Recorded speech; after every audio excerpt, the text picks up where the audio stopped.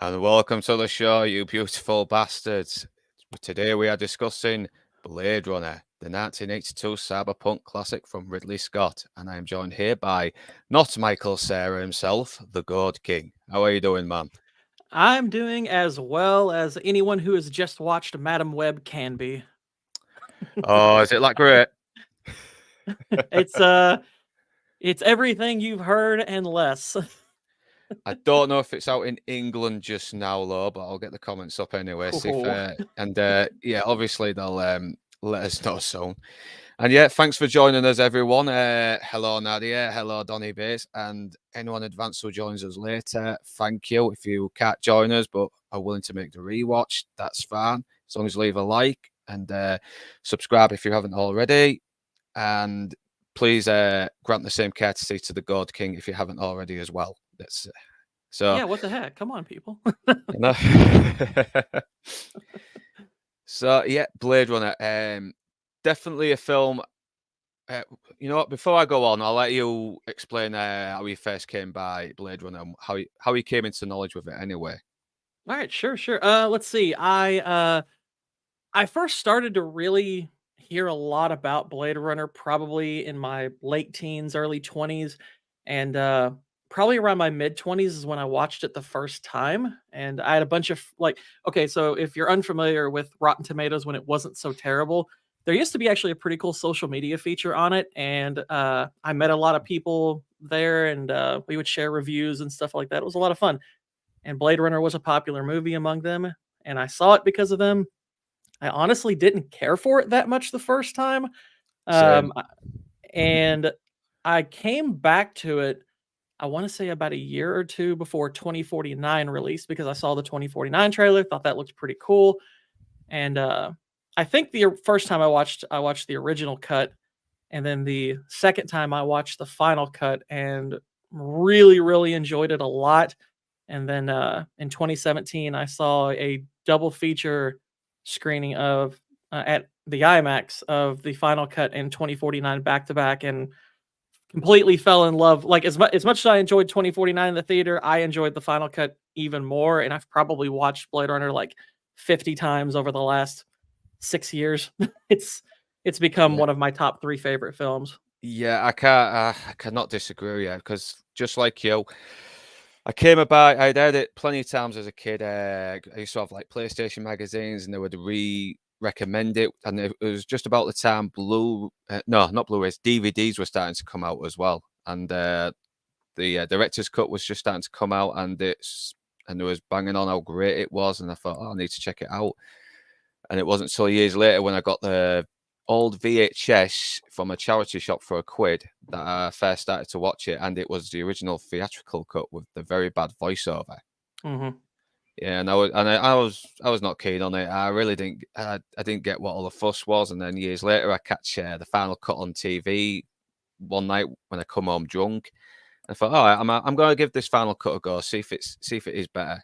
And yeah, I just could not stop rewatching it. It was there's something very hypnotic about it in a way, very euphoric. Like I couldn't help but you kind of can't help but immerse yourself in that dark and Hmm. dingy world. And it's the funny thing is in hindsight, because it's very much a noir film. Mm, I don't dislike the idea of it having narration. It's just you can tell obviously, and they've Harrison Ford has said in interviews that he didn't like the idea of narration in it, so mm. he's just not trying at all doing it. It just is so bland and wouldn't. I mean, it was like, gosh, It was, yeah. you're really trying to make this not make the final cut, aren't you? And I think I heard other news as well saying that he wasn't giving any good direction on how yeah. to read his lines properly, and because yeah, even as a if you're a very talented actor, you still need a good director to tell you how to emote in a specific way for the script to get across the right context. So Mhm. Well, and plus also the character that you play in the film, uh, I think has to match doing narration. Like if you watch mm, something like Double Indemnity, the main character in that, him doing narration. And granted, you actually get to see him do narration because he's recording it for uh, his boss. It really works in that film. Someone like Humphrey Bogart's character in the Maltese Falcon, that would work. yeah, Deckard's character, him doing monologue like that, doing voiceover, I don't think it fits him very well. I think it's a novel idea because it fits the genre, but obviously he wasn't trying that hard. I can see why he didn't want to do it, and I think the final cut for that reason works. It works so much better without the narration. It's cool It just to does. It watch. does. Yeah, it's come to your own conclusions. I mean, Lord Gooch is in the chat. Thanks for joining us, Gooch, and can't wait to do Reservoir Dogs with you. And Lord Toxic. Nice. Lord Yeah, Toxic I Gooch, do. how Yeah, you I doing? do agree with Lord Toxic here because, but back then in the 80s, he really sounded like someone who did know what he was doing. Mhm. Yeah, because he didn't, like you said, he did not agree with the voiceover because right now you got a detective who's talking about detecting, but you're not seeing him detect. And yeah, I kind of can't help but agree with him there. Mhm. Yeah, now do check out the final cut. It's definitely, even if you don't like it the first time, watch it a few times, then come back with it. It's one of those films where you need to, it grows on you eventually. Yeah, and the final cut, it's because okay, so in the original cut, there's a few flaws visually that stick out like a sore thumb, and the final Yeah, cut, they cleaned a lot of that stuff up without, without the cleanups being odd or overt. Kind of the way like George Lucas's fixes for Star Wars are mostly not very good that he I did, know, because but I Ridley know Scott did good ones for the final cut. You have to give him a lot of credit exactly. for that. Yeah, exactly. And like you said, you come to your own conclusions. And right now, I do have a montage of the voiceovers. I'll try not to play too much though of it because we get the point. But yeah, it's awful. It's awful. It's fucking hilarious. He sounds like a game show host. Don't know Yeah. why. Begin again in a golden land of opportunity and adventure. New climates, recreational facilities. They don't advertise for killers in a newspaper. That was my profession. Ex-cop. Ex-Blade Runner. Ex-killer. Use your new friend as a personal Yeah, it's So bad. It's devoid of bad. personality. I know, and Wow. you kind of you kind of already get the idea half the time anyway, or you think you've got some idea. I mean, like when he starts like in the scene where he's speaking to Rachel, and after he he actually reveals that he actually confirms to her that she was created in a lab and all the memories are fake, and she runs off upset, and he knows he's done bad by doing it, and you hear his monologue saying, "I'm not supposed to have feelings. What is happening to me?" It's like, we don't need that. We don't need that. When he looks at the pictures and he's drinking, you can sort of see we already get the point. We see he's already upset. Yeah. He already has remorse in his face. It's all written in the face. Well, and Harrison Ford, like his strength in his acting is how expressive he is. Like if you watch The Fugitive, which actually funny if that's actually Yeah, it's one of my that's my other one of my favorite movies, and it was the first movie I ever reviewed on my channel. He doesn't talk very much in The Fugitive at all, and yet his acting is excellent in it because he's very expressive. He can sell a lot with his face. He can tell a story just with his actions and with his facial expressions. I know. So he he didn't Look at need that with yeah, voiceover with him. He didn't need yeah, it. yeah. Look at Joel Kinnaman in Silent Night, not from a couple of months back. There's no talking in it, but you get instantly what they're going through. I need to check that film out again because it was pretty decent. I'll have to check that out. I've heard Yeah. some good things about it. Hello, Blue Collar. Thank you. Thank you, Lord Toxic. And How you doing, Blue Collar? yeah, and we'll crack on with the film now. So Nice. obviously, yep. So obviously we get a little bit of exposition just to sort of establish what's happening in this universe. And it's the early 21st century. Corporation run by Tyrell has got this big genetic advancement, fucking labs, everything, and he's creating all these humanoid replicants. And there's definitely different versions of them, and the latest is apparently the Nexus 6, and they're very superior strength and agility. They're highly intelligent, so these are tough and smart bastards at the same time. Mhm. But unfortunately, they're also troublesome. And they're basically used for jobs that we don't want to do. But if Mhm. they ever do start to become aware, then we get to retire them, and that's where the Blade Runners come in. And Yeah. The only thing I might have changed in this description is describing them as slave labor, because everything else in this description is kind of very detached from the idea that they could be human, and I think calling it slave labor makes that connection a little too quickly. But at the same, I mean, it's fine. It's a little thing I would have fixed, but I would have let the audience kind of make that connection themselves. That would be the only little thing I would change about this. But that's a tiny little. That's like a nitpick, basically. Well, there's always got to be nitpicks, especially in good Exactly. films. Yeah. I I mean, mean, you it's know, like no it. film is perfect. You know. Yeah, like I this. mean, I mean, it's even though this movie's flawed, I'd still call it a masterpiece. So yeah. Oh yeah. Lord Toxic just said. Apparently, Soldier is like an unofficial sequel to Blade Runner. Sequel. Whoops, did I get the right one? Who is it? yeah, I've heard. I knew Blade Runner and Alien had connection. I did not know Soldier did. That's interesting. Yeah, I need to check that out because I like Kurt Russell. Yeah. Don't know why I've not watched it yet. There's loads. Yeah, got Blade Runner, Alien, Soldier, Universe, all connected. Really? Didn't know Alien would be. Alien I knew was because it's Ridley Scott created that Yeah. universe, and I know and they make, I think there's little allusions to it maybe in Prometheus, like there's something about, like there's a memo or something to the Tyrell Corporation or something. Soldier, is Soldier based on a Philip K. Dick novel also or something? That I'd have to look into that to see why that's connected. Yeah, but then again, is that about like genetically modified soldiers or something? I think it has something to do with that. Yeah, I I'm can just sort not of buy positive. that. Yeah, I can buy that then. And yeah, 2019. Oh my god, that's not the future. That's the bloody past. Yeah, now it's the past. Yeah, and Oh, I look mean, at that. granted, this still looks better than modern day Detroit, It but does. Looks better than modern day Hull. Fucking yeah. hell.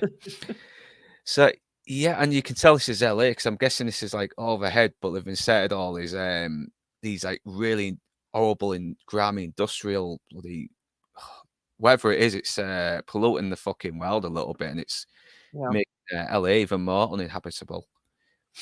Well, and It, I love this shot in the way, like, the camera's kind of panning into LA, and the way the yeah, music starts this sequence off. It's so good. It's I such know. a great opening. Over 40 years as well, and Jesus Christ, that is still brilliant art. That's Oh still no, visually this movie holds up exceptionally well.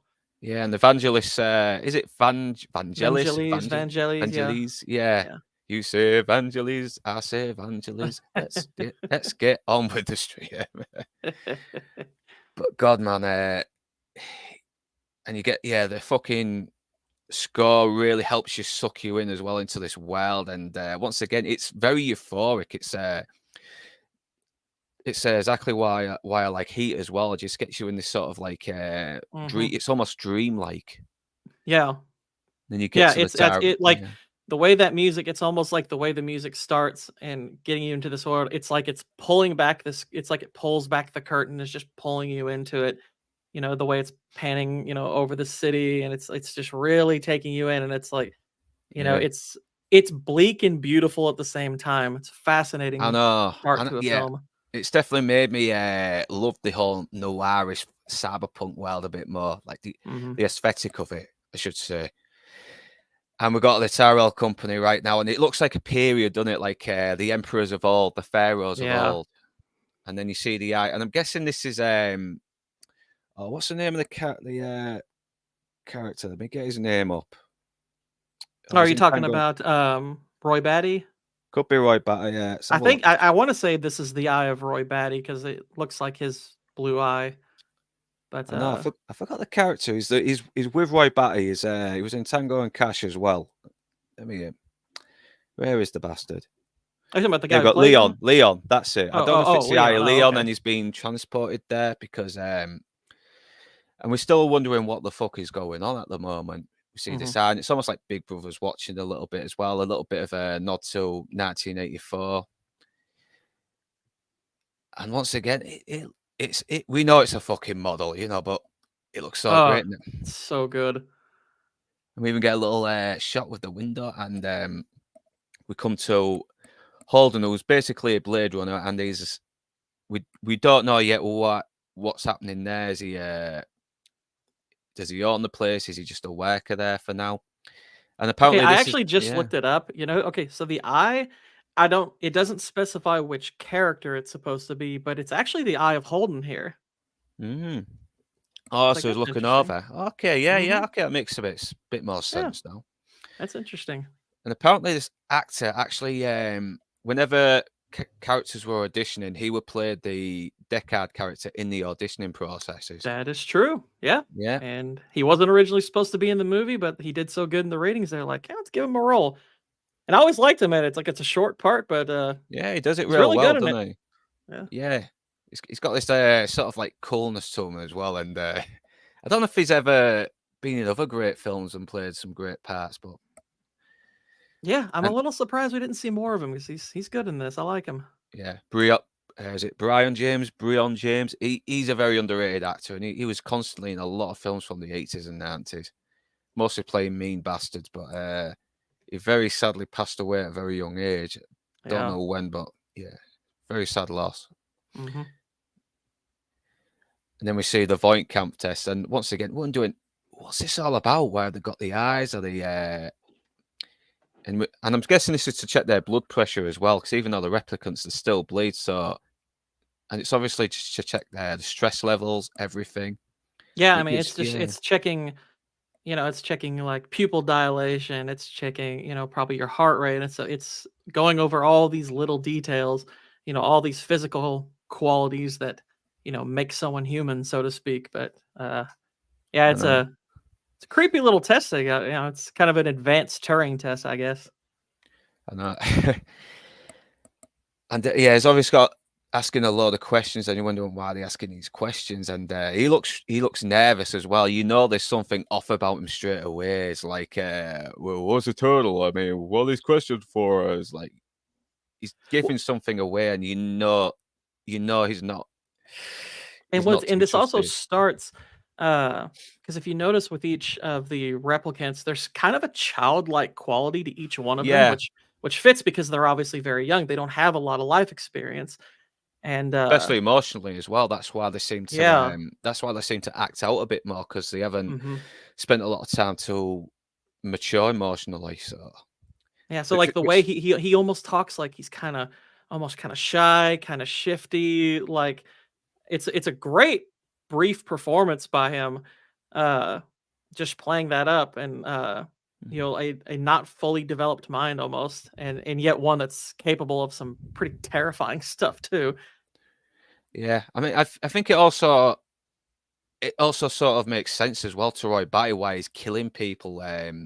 Why later on he kills Tyrell after he learns that is done. Nothing can be done about his short lifespan. He can never be extended, and he's gonna die soon. Mhm. Yeah, so he's like reacting emotionally to it.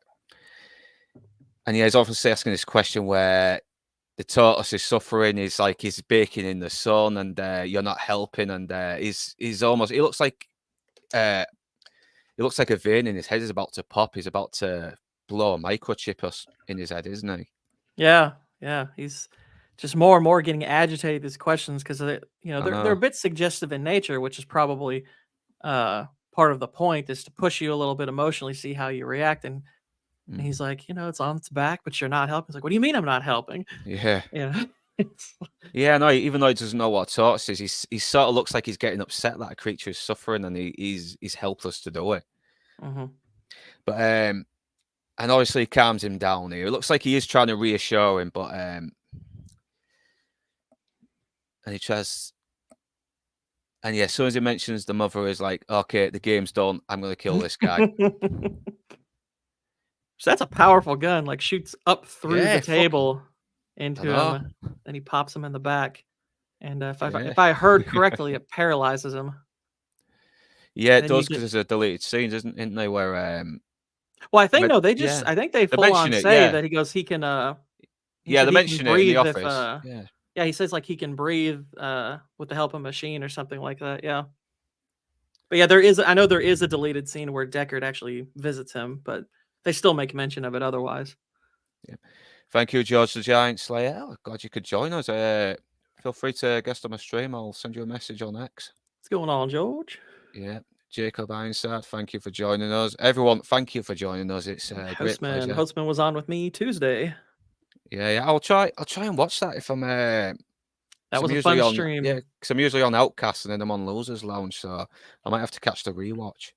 Yeah, that was me, Vex, and Hostman talking Silence of the Lambs. That was a lot of fun. Yeah, I need to watch that. Yeah, I had her on last week. She's a great guest. I'll try and have her on again. I'm just trying to branch out a bit more first and see what I can get. And yeah, we get this another great shot back to LA, and you see these posters. You see this very lovely looking Asian woman taking these pills, and it's like it kind of hints that they're in a brave new world now, where people are a bit more hedonistic because doing such a shit all now, it's all they can do. Yeah, I mean, it's like all you are at this point is a consumer because you're probably not going to live long enough to be much else. Yeah, how much like today, sadly. Kind of getting there, yeah. Yeah. And we see a big blimp going overhead. It's like a new life awaits for you in the off-world colonies. And obviously, they're hovering over people who will never afford to be off-world unless they can resort to really drastic means. But it's almost like I they're wonder rubbing it if in the that's faces. I wonder if that's kind of a way to get people to work harder, just to kind of reinforce that. It's kind of kind of Yeah. like the way like a like a dictator, like a country like North Korea would do something, is like they have something flying overhead, giving you some measure of hope that, hey, if you work really hard, you might get to go to a better place than you are right now. So, keep plugging away and making us money. Yeah, I mean, we've learned today, like, just working 9 to 5 is not enough now. You've got to do side jobs, everything now, if you want to get a shitload of money under your belt.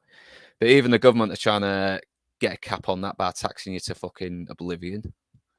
By the way, Nadia, thank you for subscribing on that note. The more subscribers, the more chance of making money on this. Yeah.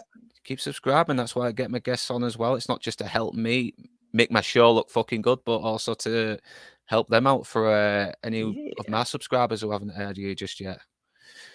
But yeah, what's the saying? It's a land of golden opportunity adventure. It's almost like a little piss take of the American dream, where immigrants were coming over and it's not what they expected, but and now they're doing it with other planets now. Yeah, and once again, everything's just all crammed in. It's all dingy. You've got all these beautiful neon lights just hiding every bit of ugliness that the city has turned into. I do wish we had the umbrellas with the neon handles. That would be pretty great. I would buy one of those. I know, but it's so fucking pretty to look at. I kind of want to hang out in these dingy streets. I don't know why. It's yeah, it's the morbid bastard in me a little. I don't know. Yeah, there is something oddly appealing about this kind of dystopia. Yeah, I think it's another reason why I like to play Cyberpunk, even though it probably could do with the mechanics could do with a lot of tweaking, maybe. But it's still a good game, and I still enjoy playing it. But like for me, it's Mass Effect, which is less dystopian, but still has a similar kind of color palette. Yeah. Yeah, I need to play that again. Fucking hell, I wasted hours on that. I couldn't. I really had no fucking life when I was playing that game. Yeah, I've played the Mass Effect trilogy probably like a dozen times. Yeah, I love it. I know. Fucking sex with aliens. Fucking, you can choose to be a goody two shoes or a fucking maverick renegade. I love it. I love it. And then we meet Deckard. Yeah, and obviously he's obviously another take on the gumshoe detective, and once again he's hanging around in all the lowest fucking places, the more foreign areas. It seems like a good place for him to disappear from everyone else. Like and then he comes by a couple of coppers, and one of them's played by the fucking, see if I can get him, Edward James Olmos, looking fucking awesome in that gear. And this is his character in particular is helped by there being no narration, because one of the things you learn about him in narration, he's a brown nose looking for a promotion. I know. I hate that characterization of him. I don't like that at all. I know. I got the idea that he was a guy who's happy to follow orders, especially orders where he gets to be a mean, vicious bastard, heartless bastard. Like I got the sense like he could be a jerk, but he's not necessarily bad. But he's smart. Like he's smart, he's insightful, he's kind of got a streetwise element to him. It's like the characterization the narration gives him is terrible. Yeah, no, the narration, once again, it just spells everything out. It doesn't it comes to the conclusion for you, and that is not the Mhm. film's job. That's up to the audience. That's why that's why it's a visual medium. But obviously, this was before Miami Vice as well, and I think Miami Vice is what really got him more recognised than ever. I might be wrong there though. Yeah, and obviously, we're knowing a little bit about Deckard, and that's why the narration is very inappropriate because we're getting a bit of exposition here, and it's natural from the characters. Mhm.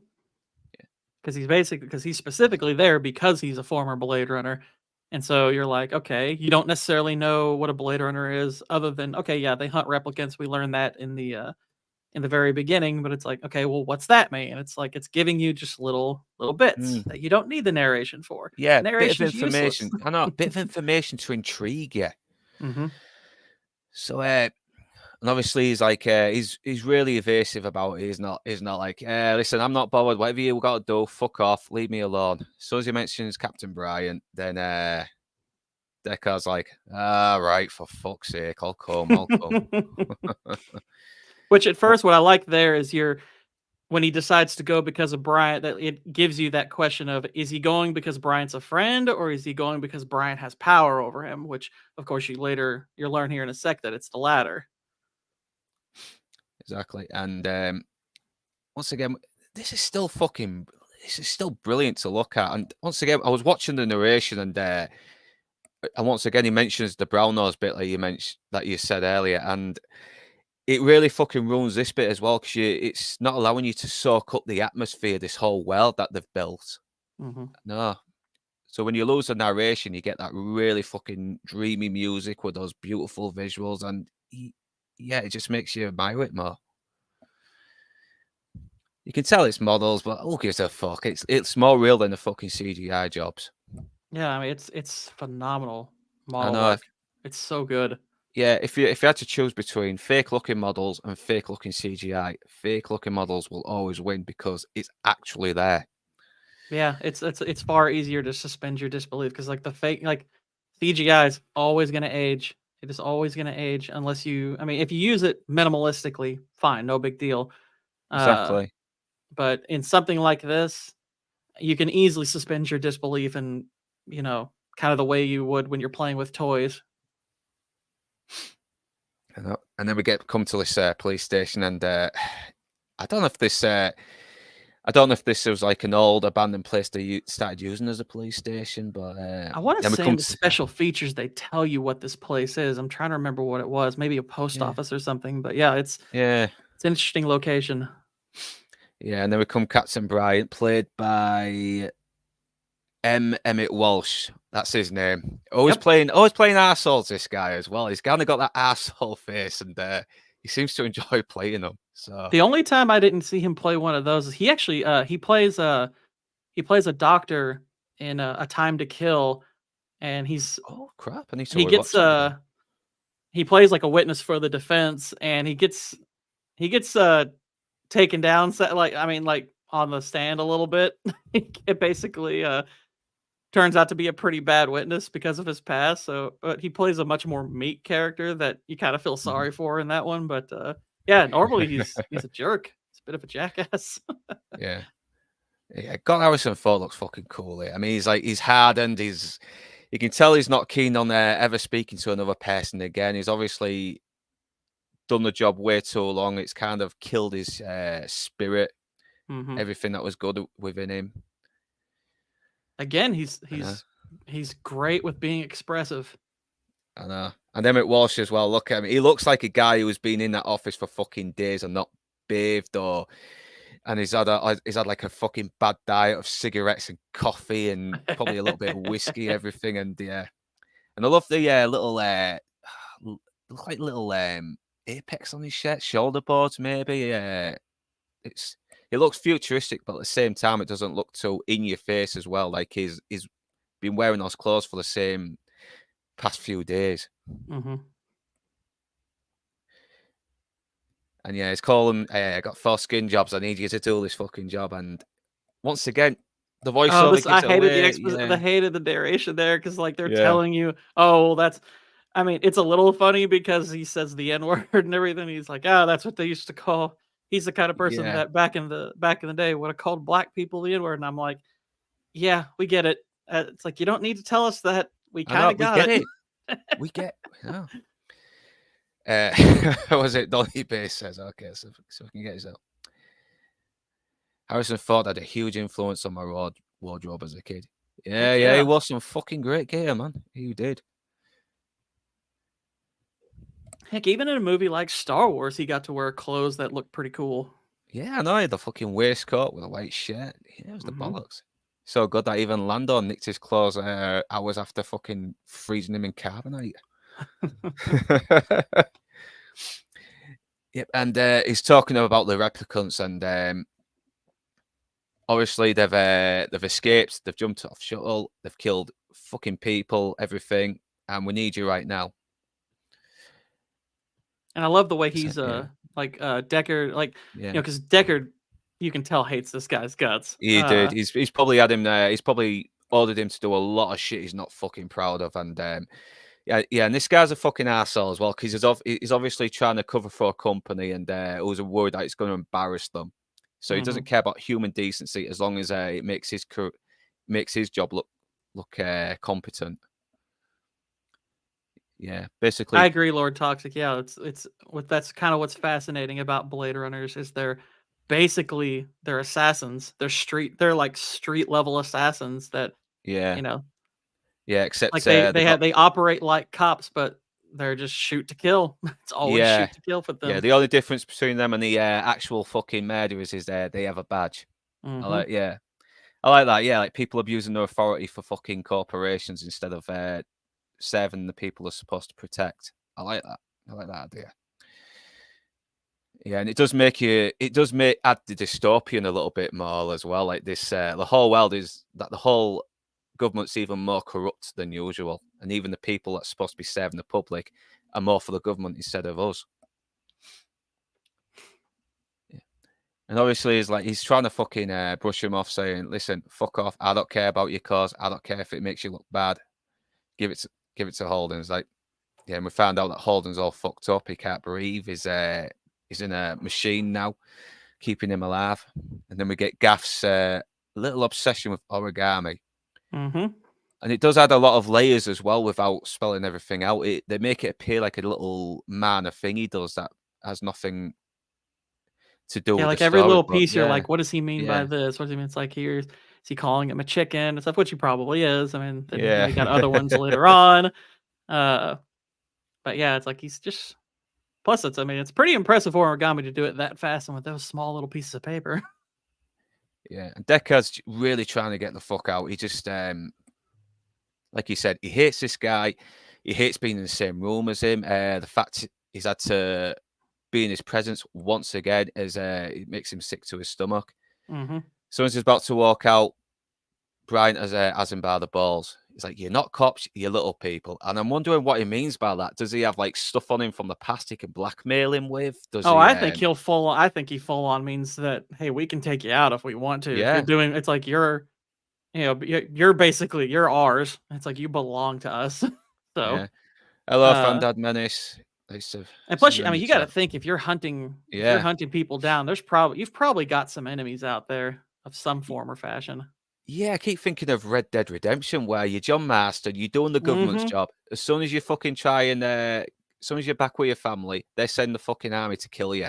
Yeah, I'm actually replaying that right now. I need to play it again. It's still a fucking great game. I love it. It's one of my favorites. So yeah, so he's gotten by the balls. He's like, all right, I'll do this job, but that's the last job until the next one. No, I'm joking.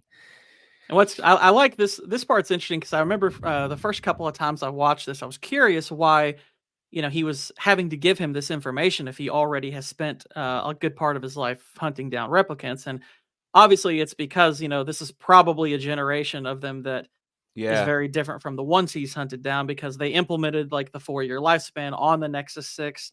The Nexus 6 is still more advanced. And so he's having to almost like relearn everything. It's almost like a hardware software update. It's like, okay, we need to refamiliarize you with what you're dealing with now.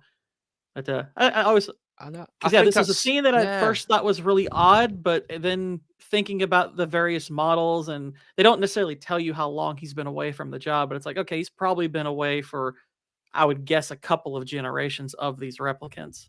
That would be Yeah. my guess. I think that might also explain why he gets his ass handed to him a lot, because he's supposed to be the best, but he continually gets his ass kicked. But I'm guessing he's basically put up for the job because last time he was the best one, and he's the only great choice to have out of a bad situation. Mm-hmm. Yeah, that's my opinion. And yet we get a bit more exposition on what happened on the replicants. That they've killed a lot of people, they've stole a shuttle, everything, and now they're on Earth. And it looks like Holden was actually questioning one of them. He knew he had the information up ahead. He was waiting for them, and he had to test them as well, just to see which ones was genuine, which one was, and it ended up costing him his his well-being, I should say, nearly costing him his life. So there was another couple, but they got fraud in the electrical fence. So they killed 23 people too. It's like, dang, that's a Yeah. massacre. I know, because I'm still wondering where did these people deserve to die? Were they bad people that treat the replicants like shit, or were they innocent people caught in the crossfire who stood in their way? Who knows? It's never really made clear. Yeah, it's probably a mix of all of it, but it's one of those things where you're kind of, I mean, I think it's better that they don't show that, because a lesser movie probably would be like, well, we got to show that scene. It's like, no, you don't. You don't have to show it. It's better that you don't show it. It's Exactly. like, leave the deeds of these characters a little bit ambiguous. I know, because even a dumbass like me comes to conclusions as well, and it shows just the power of cinema, and that just letting your audience think for themselves, trust them. And films don't do that. They have to spell everything out, and it's pretty condescending, in my opinion. Yeah. And then we get a little bit on Leon. He's obviously not the smartest, but he's definitely the meanest when he needs to. Yeah, he's kind of like just the grunt. You know, he's the one that gotta do something, just knock a guy out. He's your guy. He's your tank. Yeah. Got Fandad Menace. Fun fact, Ridley based the opening shots of the city on the Wilton Chemical Works up here in Teesside, as he spent a lot of time living there as a boy. Yeah, kind of bar that. Yeah, because Ridley Scott's English. I think he is a northerner as well. I don't know. And 2 + 2, not 4. Or is that 5? Yeah, very 1984. And then we get a little bit more on, and he's wondering why they're coming back to Earth. So what do they want out of Tyrell? And I don't know. This is where I thought he could have at least. Well, he hasn't learned about the 4-year lifespan just yet. So yeah, we get Roy Batty. And he's asking him. Yeah, so he's asking him. Yeah, you know, what are they coming to Earth for? And even Bryant's not even totally sure what they mean in terms of, because like he does bring up that they have the 4-year lifespan here, but when he asks, you know, why would they risk coming back here, and he's like, he goes, hey, that's for you to figure out. It's like that's part of your job. Yeah, and we get a little bit of introduction to Roy Batty, and he's obviously the leader, and he's really fucking intelligent. And then we get Zora, played by, what's her name, Joanna Cassidy. Joanna Cassidy, that's her. Who is also in Who Framed Roger Rabbit. Yeah, no, I watched that a couple of years ago, and I was like, oh, wait, it's that shit out of Blade Runner. How the hell did I not notice that? Yeah, she was gorgeous, man. She's gorgeous. Yeah, she's a good-looking lady. Yeah. And she was obviously, so she's basically like an assassin, mate. She leads. She's an Amazon. She's an basically an Amazon. Yeah, I think that's the only time when a woman can look a little bit buff and still be attractive. Gina Carano. Well, and like they have her play it right to where it's like she's tough and she can play that fierce character, but she's also good looking, and it's like, yeah, she does that well in this.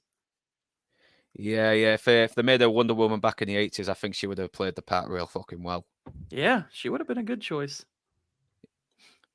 Yeah. And then we get Pris, and I couldn't really get a shot of her face on here, but we get to her later anyway. And yeah, she's there for a pleasure model, so she can use her feminine wiles to infiltrate everything, gain information. Oh, there she is. Very beautiful woman. Daryl Hannah.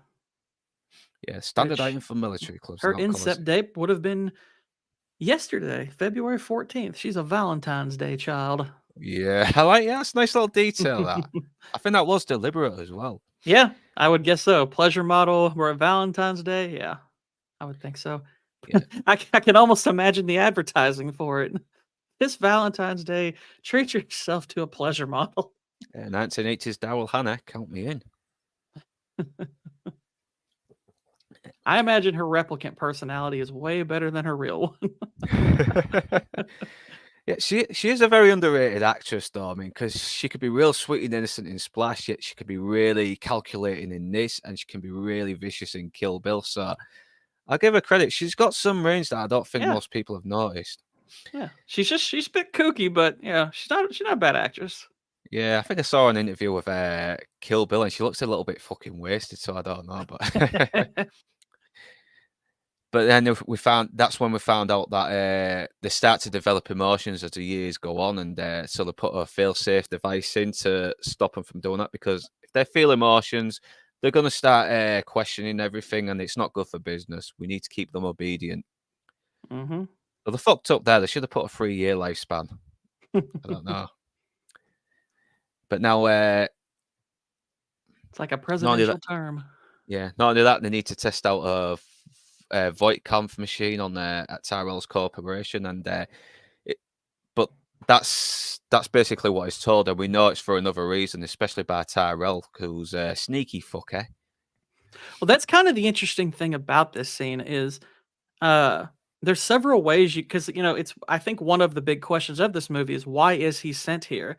Because you could obviously argue that, well, you're going there to test a Voight-Kampff on a similar Nexus 6, because he tells him that the replicant there is a Nexus 6. Now we later learn in 2049 that Rachel's actually a Nexus 7. So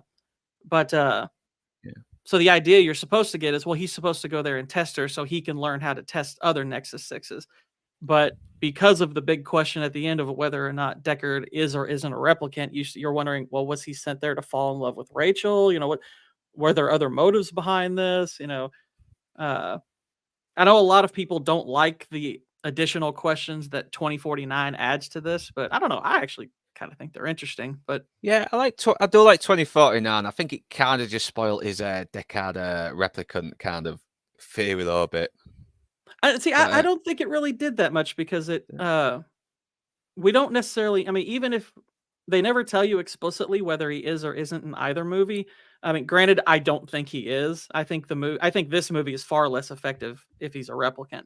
But it is a cool question to ask. But and I don't think 2049 necessarily betrays that. It's just, well, because if he is, he wouldn't be one of the Nexus 6 models, obviously, because he didn't die after 4 years.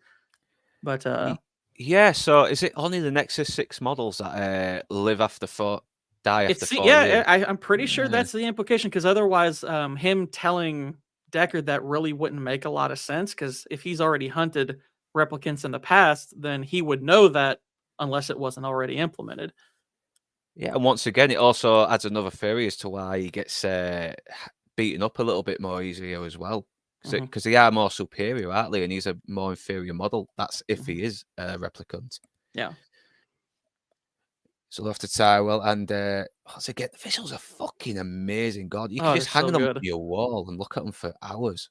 But it also looks like really foggy as well. Like there's a lot of smog going on all over the atmosphere. I would say Agent K is better at the job of being a Blade Runner because he's less. He doesn't take the damage as badly. He seems to take exactly. it Because he can handle himself in a fight against other replicants, can't he? The better character is Deckard, obviously, but yeah.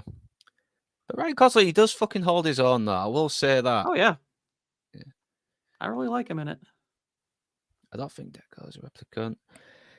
He wasn't the initial Blade Runner assigned to the case unless all Blade Runners are replicants. There could be a point, but then again, that's why they keep it more vague, don't they, to come to your own conclusions. And I don't think your point is invalid either. I think you make a pretty decent point. But I don't want to know if he's a replicant or not. I like not knowing. I like the intrigue.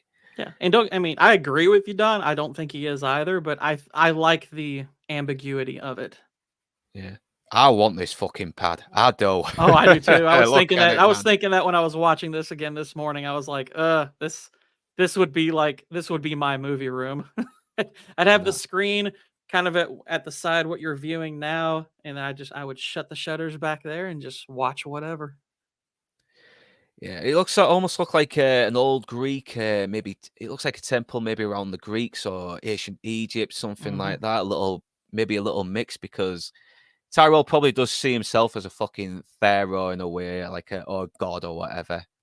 Yeah, and he seems to have there seems to be some imagery of various you know, ancient religions, like a little bit of Greek. I think the owl is probably a bit Greek, there's obviously Mm, plenty of allusions to Egypt with the pyramid and stuff, but yeah, he's an interesting character. yeah, it was definitely very intelligent, and intelligent men are always very cultured, aren't they? Hmm. And then we meet Rachel, who's Sean played Young at Seong her Yang. finest. She is fucking gorgeous in this film, and I love that old Betty Page haircut as well. Yeah, I wish women. I think that's why I think I've seen some like goth women sort of have that look as well, but they've got like tattoos with it and everything. So it's kind of yeah, it's kind of hard. I don't mind. and she I don't mind women with tattoos sometimes, as long and as they don't look she too was crazy. born she was born in Louisville, Kentucky, which is where I was raised. Oh man, hey, nice one. Does Yeah, she my ever come parents were by? born and raised there too, but I was actually born outside of Louisville in a different city, but then we moved back there when I was 2. But yeah, I was raised in Louisville, Kentucky. There's actually a lot of celebrities from Kentucky, believe it or not. Yeah. I know she was a bit crazy in real life. I mean, Tim Burton's had some Yeah, a fucking little experience with kooky, but her. undeniably beautiful at this age. Yeah, I think she was trying to compensate for losing out the Vicky Vale part in the first Batman because she was originally Mm, going to be in there, wasn't she? And she had that horse accident, and it's prevented her from continuing on. yeah. Yeah, Officer and Gentleman. I need to fucking watch that. Everyone keeps banging on about it. I need to watch Which that one? film. Officer and a Gentleman is a Yeah, better I've heard genre. that's good. I've never watched it before myself, but I have heard that's good. Yeah, she was gorgeous in Stripes as well. I thought she was Hmm. fucking stunning in Stripes. And She's I also love in an that. interesting movie called No Way Out with Kevin Costner. Yeah, That's a good movie with a I good need to plot watch that. twist at the end. Yeah, and we get a little bit more on the what's happened to the animals, like actual genuine animals are very rare now. They've all died out, so we're all getting artificial ones, and it's another like little bit of information that shows just how privileged people are. Like if they have a real animal, that you are fucking rich. Yeah, that was Deborah Winger, An Officer and a Gentleman. Ah, right. Yeah, and this is a little bit more because I've been reading a little bit of the original novel and Do Androids Dream of Electric Sheep, and there is a little storyline where Rachel and Pris basically resemble each other in Hmm. a way. Yeah, and Rachel's actually kind of more evil in this. Well, I wouldn't say evil, but very unemotional and very vindictive, but and kind of uses Deckard a little bit more. But in this, she's a bit more innocent. She's actually is a genuinely good person who's Well, just starting to come to terms. Yeah. she's kind of the primary vehicle other than, I guess, Roy Mm. Batty. She's probably the next vehicle for the question of what makes one human. I mean, Yeah. that's kind of, I mean, that's obviously the interesting question of this movie is what makes someone human, and Deckard is getting kind of there's 2 people primarily representing that besides, obviously it's partly being asked about him as well, but he's seeing this mostly from the perspective of there's Batty, who's the bad guy. He's seeing that side of humanity in him, and through Rachel, the more innocent side. Exactly.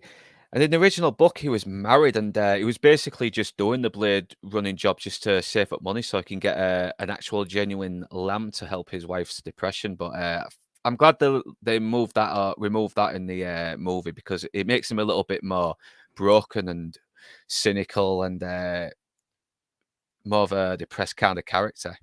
Yeah, and as far as I know, Philip K. Dick, he didn't mind anything the adapters. I know the look of the film. Uh, either I can't remember if he actually got to see any of what it looked like, or just it's. I want to say he got to see some of it, and he was blown away. He was like, "This." He goes, "You've put." It's like this is what I imagined. This is precisely what I imagined. Like he really liked it.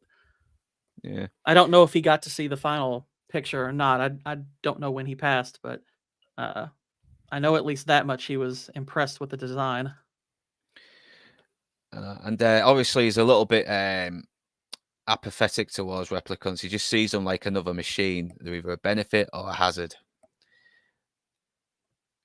And yeah, so because I think in the book he was basically just another fucking follow orders, just sort of goody two shoes who becomes weary from his job. And but she's very curious as well. Have you ever retired a human by mistake? And he kind of gives this little look and then says he hasn't. But I think he's lying. I think he has killed. I I think think he's not sure. He's like, no, Yeah, but it's like, how do you know? And then because that's this also shows an interesting part of her nature that she's I wouldn't say needling him, like she's not coming after him, but she's poking him a little bit just because mm, she's curious about him. I mean, I mean, she likes him. I mean, they yeah. clearly there's an instant attraction between them. No, I But won't be I think there's surprised a if part of his job that she's like, you sure you've never killed a actual person there? I know, because So, there's always going to be that fucking risk, isn't it, where you kill an actual person, like you get bad information on your job, and it's something that's probably going to haunt you for the rest of your life after you find out. I'm guessing he has done that, and he's well, just trying to, here would be my guess. yeah, If my guess would be that if he has any suspicion, any curiosity about whether or not he's killed a human, it would be, have my superiors ever ordered me to kill somebody they just told me was a replicant? Because I would guess that if he's as good as they say he is, he's probably only killed the targets they've given him. But he's probably questioned in the past, were those actual replicants, or yeah, I just kill somebody who they needed me to kill, yeah, like like he a may be a witness or hazard, something? yeah, like a loose end, someone who's a Hmm. liability towards the company, Yep. yeah. So it is basically a good. It does basically get across the idea of what happens if you just follow orders for blind bureaucrats who are only out to only out to save their own skin. Hmm. Yeah, and then we meet Tyrell, and he gives a little bit more information on how the Voight-Kampf works and like capillary dilation, and yeah, a little bit of blushing on the face to give information that you're lying.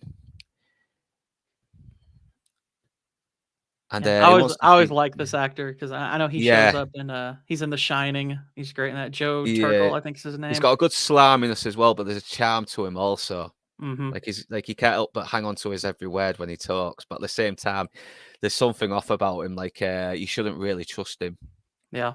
and he plays it so well. And obviously, he's coming across like he wants it. He wants him there to test the thing for an innocent reason, but we found out later he's got another agenda, and so Well, test I it on think also Rachel. he's testing his own work. He's like, Yeah, how close to more? I mean, like the motto is more human than human. It's like, okay, how close are we to fooling you guys?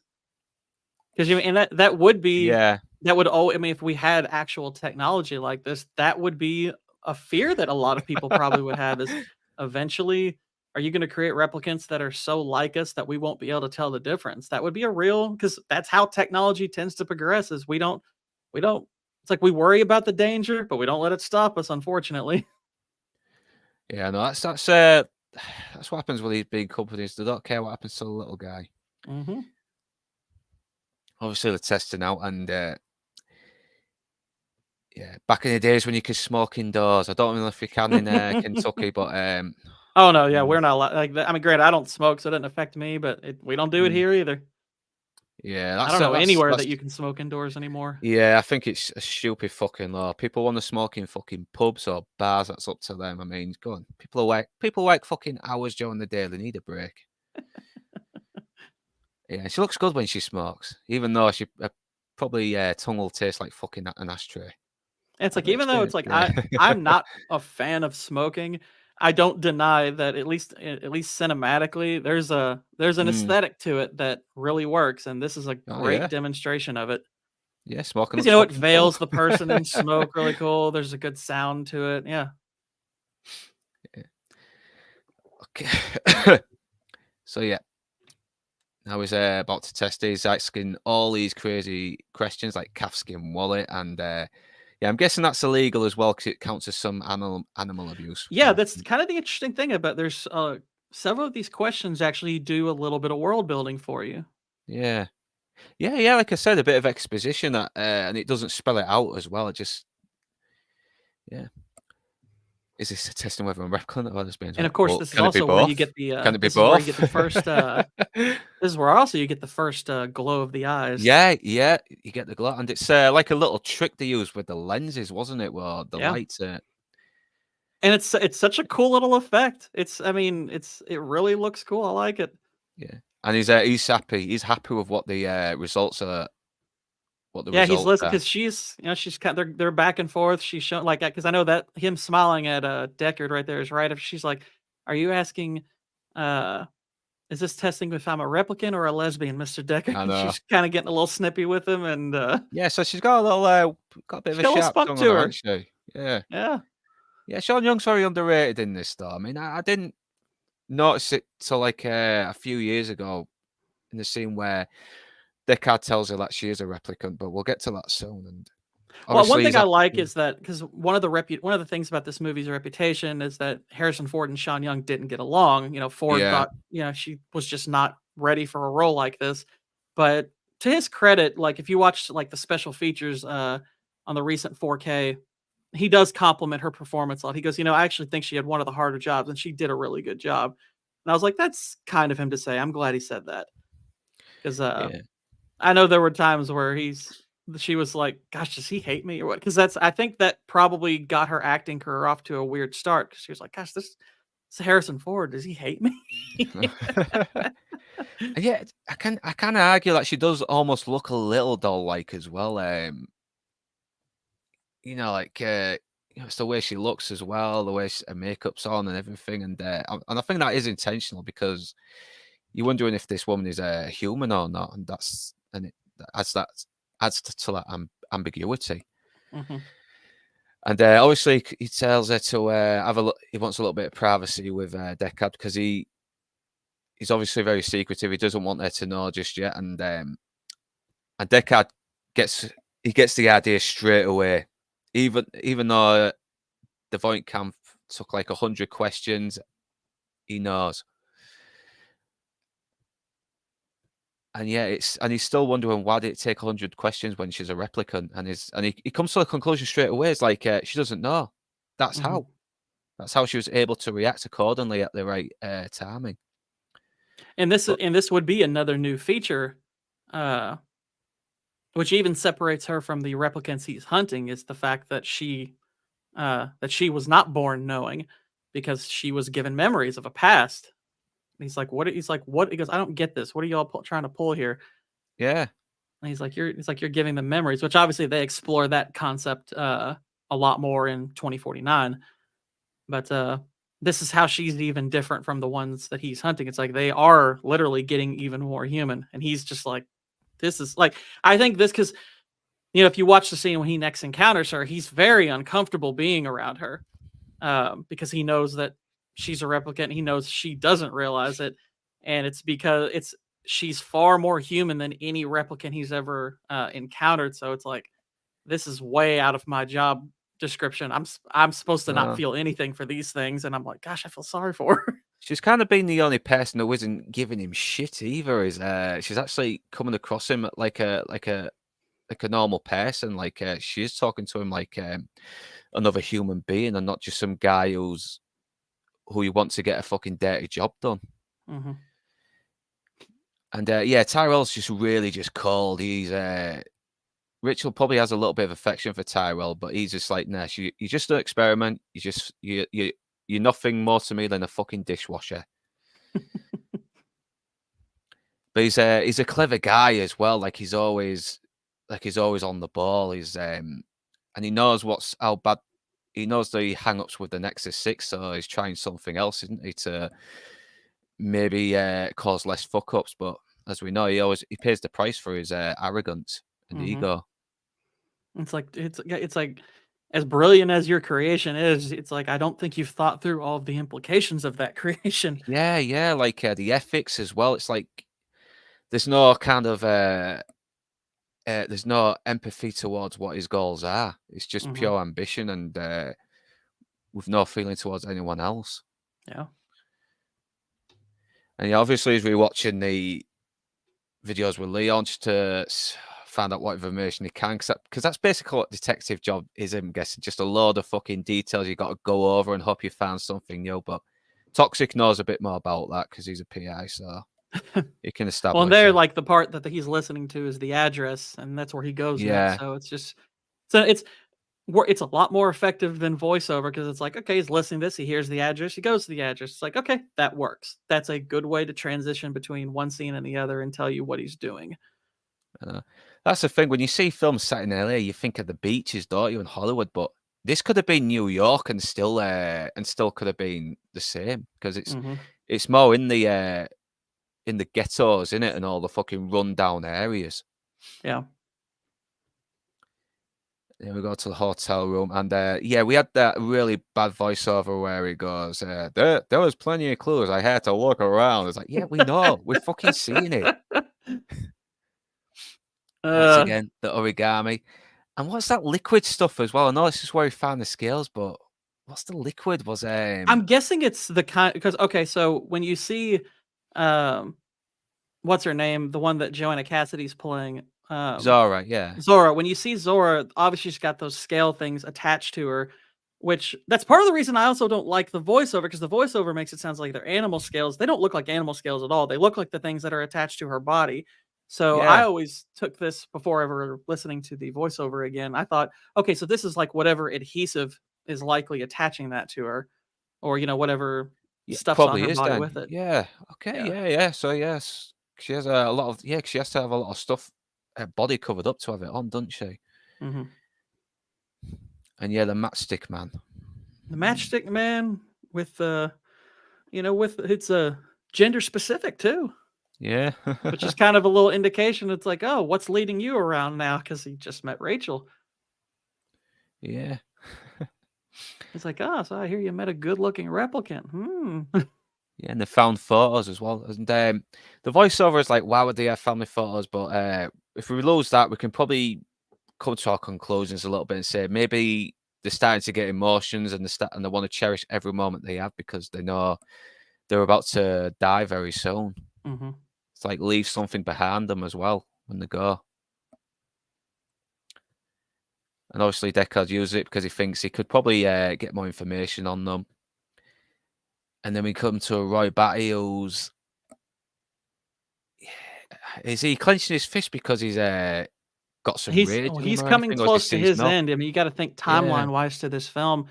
He's, about a day or so away from dying, and like his first line is time enough, and he's like, okay, I've got just enough time to do what I need to do. So he's like, he knows he's getting close to dying.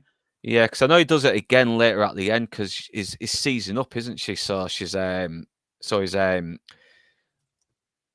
because his time is running really shorter than ever. Oops. And that's when we meet Roy Batty, played by Rutger Hauer, who is just fucking fantastic. And I think he definitely, I think he did something that really took the producers back, but I forgot what it was now. I watched the documentary a long time ago, and I forgot what he did. But he's obviously intelligent. He's very poetic. He's very he always looks like he's in control. He's and obviously Leon was trying to get the photos, but Deckard has already got them, and it's looking like they're going to be more compromised. So they got back fast and found out how to get more life, so they could maybe lie low and live a very long, happy life before, Then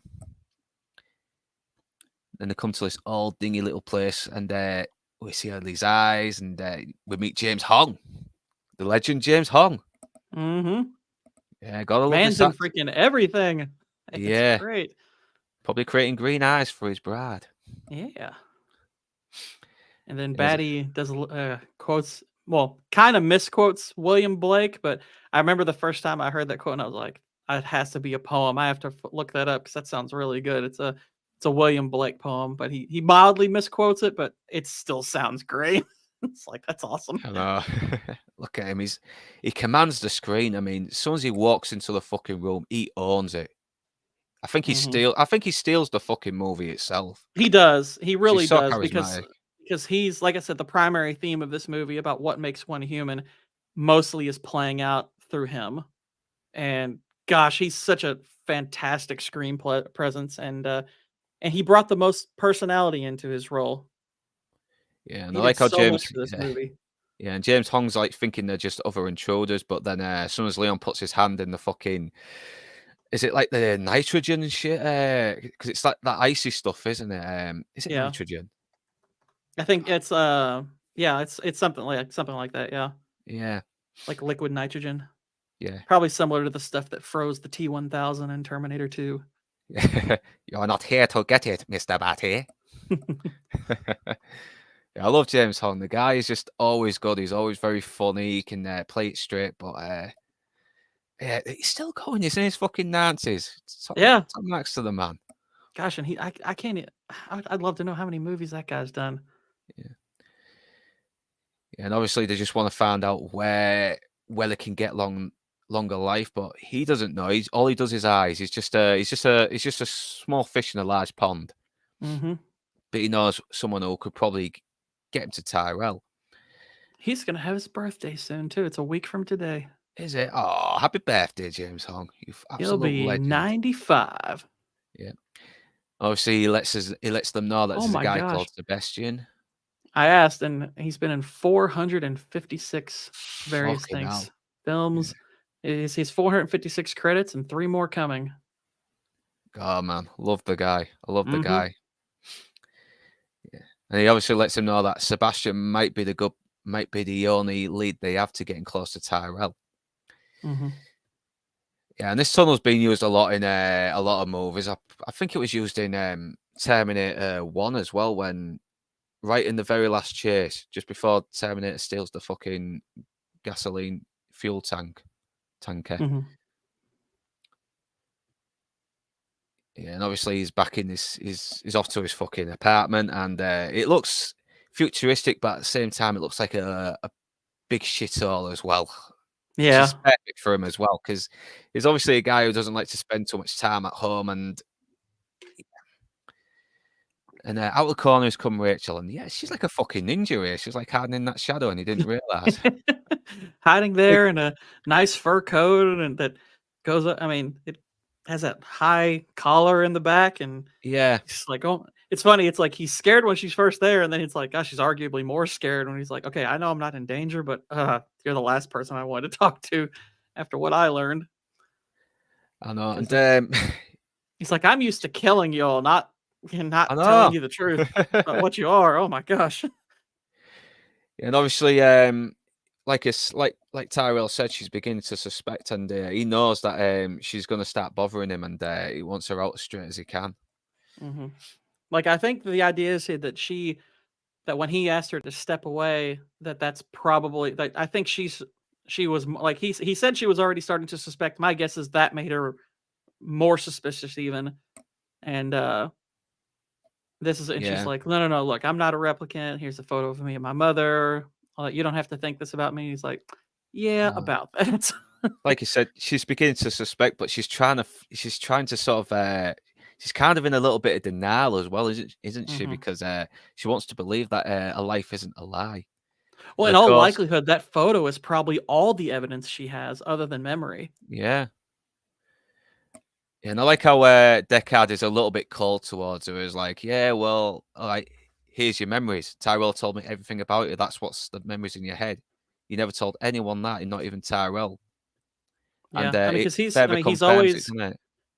he's always cold towards replicants. So he's like, well, I'll take that Yeah, approach to tell her the truth. And when he sees the effect it has on her, it's like, yeah. he's like, ugh, I don't like He's this. he lowers his defenses, doesn't he? And he tries to sort of like reassure her as well, saying, "No, I was joking. I was joking. Don't worry. It's you're not a replicant. You're human. Your life is not a lie, and it's too late. She already knows. I She's made not a buying bad it." joke. I You can go know. home. No, seriously. You're not a replicant. Go home. I mean, you got to think, gosh, from her perspective, I mean, her I know. entire world just got completely recontextualized. I know. Look at her face. I mean, that's what made me realize how fucking good she is, because it made me sympathize with her character a lot. And my guess is probably the thing that made her suspicious in the first place kind of goes back to the thing with the other replicants is that she actually is very young and Yeah, therefore isn't emotionally mature. That's why her reaction here is like a little girl, just kind of, you know, sniffling a little bit, just kind of looking a little bit meek. Not, I mean, because like if you were an no, adult and you found like this stuff and you had that emotional maturity, you would react very differently. But I she's know. kind of reacting like a little girl would. Yeah, and you can see the remorse on his face as well. He actually, because he's obviously a guy that hates himself, and this has made him hate himself even more now because he's just broken this poor fucking woman. Not a Hmm. replicant. She is a replicant, but he's reacting as if he just upset someone who didn't deserve it. Yeah, I mean, because and he's had replicants kind of recontextualized for him because of this new model being able to do what it does, and because they're given human memories, and even he's like, I mean, I think when he learns that they have human memories, he's like, "Are you kidding me?" He's got that look on his face, like, "Whoa, that's messed up." And now Yeah, he's confronted with someone like it, and he's like, "Oh my gosh, they want me to kill things like this." It's yeah, it's making him rethink a lot of things. can I'm sorry, replicants man. I get was just kidding. I didn't STDs? give you sick. They could probably give you tetanus. I don't know. You probably need a Oh tetanus shot man. in your dick. I don't know. And he offers her a drink, because that's how he solves Hopefully, his problem, hopefully, innit? Yeah. hopefully, replicant syphilis also has just a 4-year lifespan. Unless, of course, it kills you after four Yeah. years. Fucking hell, Jesus Christ. Yes.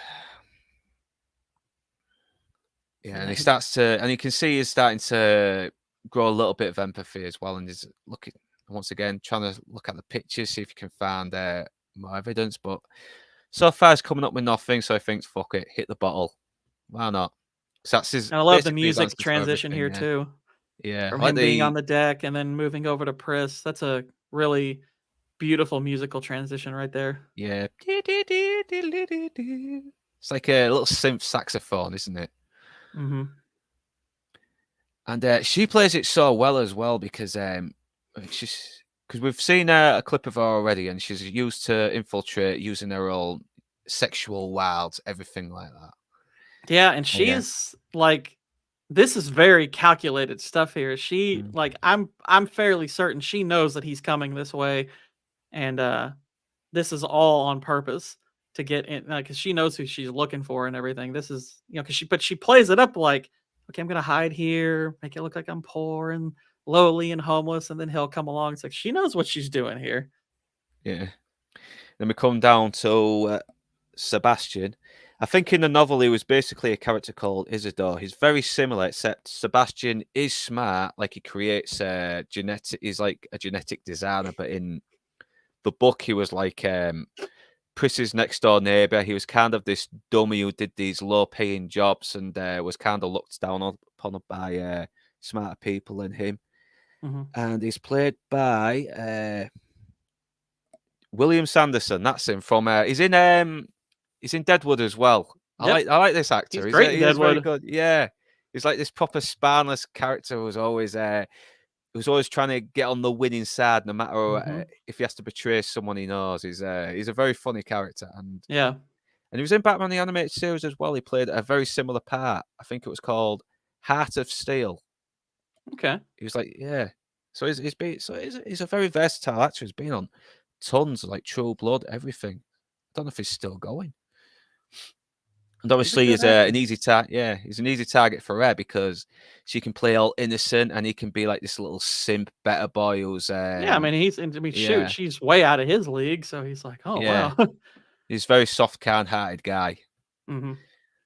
and she does play it well. I almost believe she was downtrodden and everything a little bit because she does do it Well, yeah, very I mean, the convincingly. impression she's trying to give him, Yeah, sells the audience at first. I mean, that's initially what I'm thinking she is. I'm like, okay, I'm aware she's a replicant, but she doesn't seem so bad. And then more and more, you're like, oh, okay, this was all planned. This is all on purpose.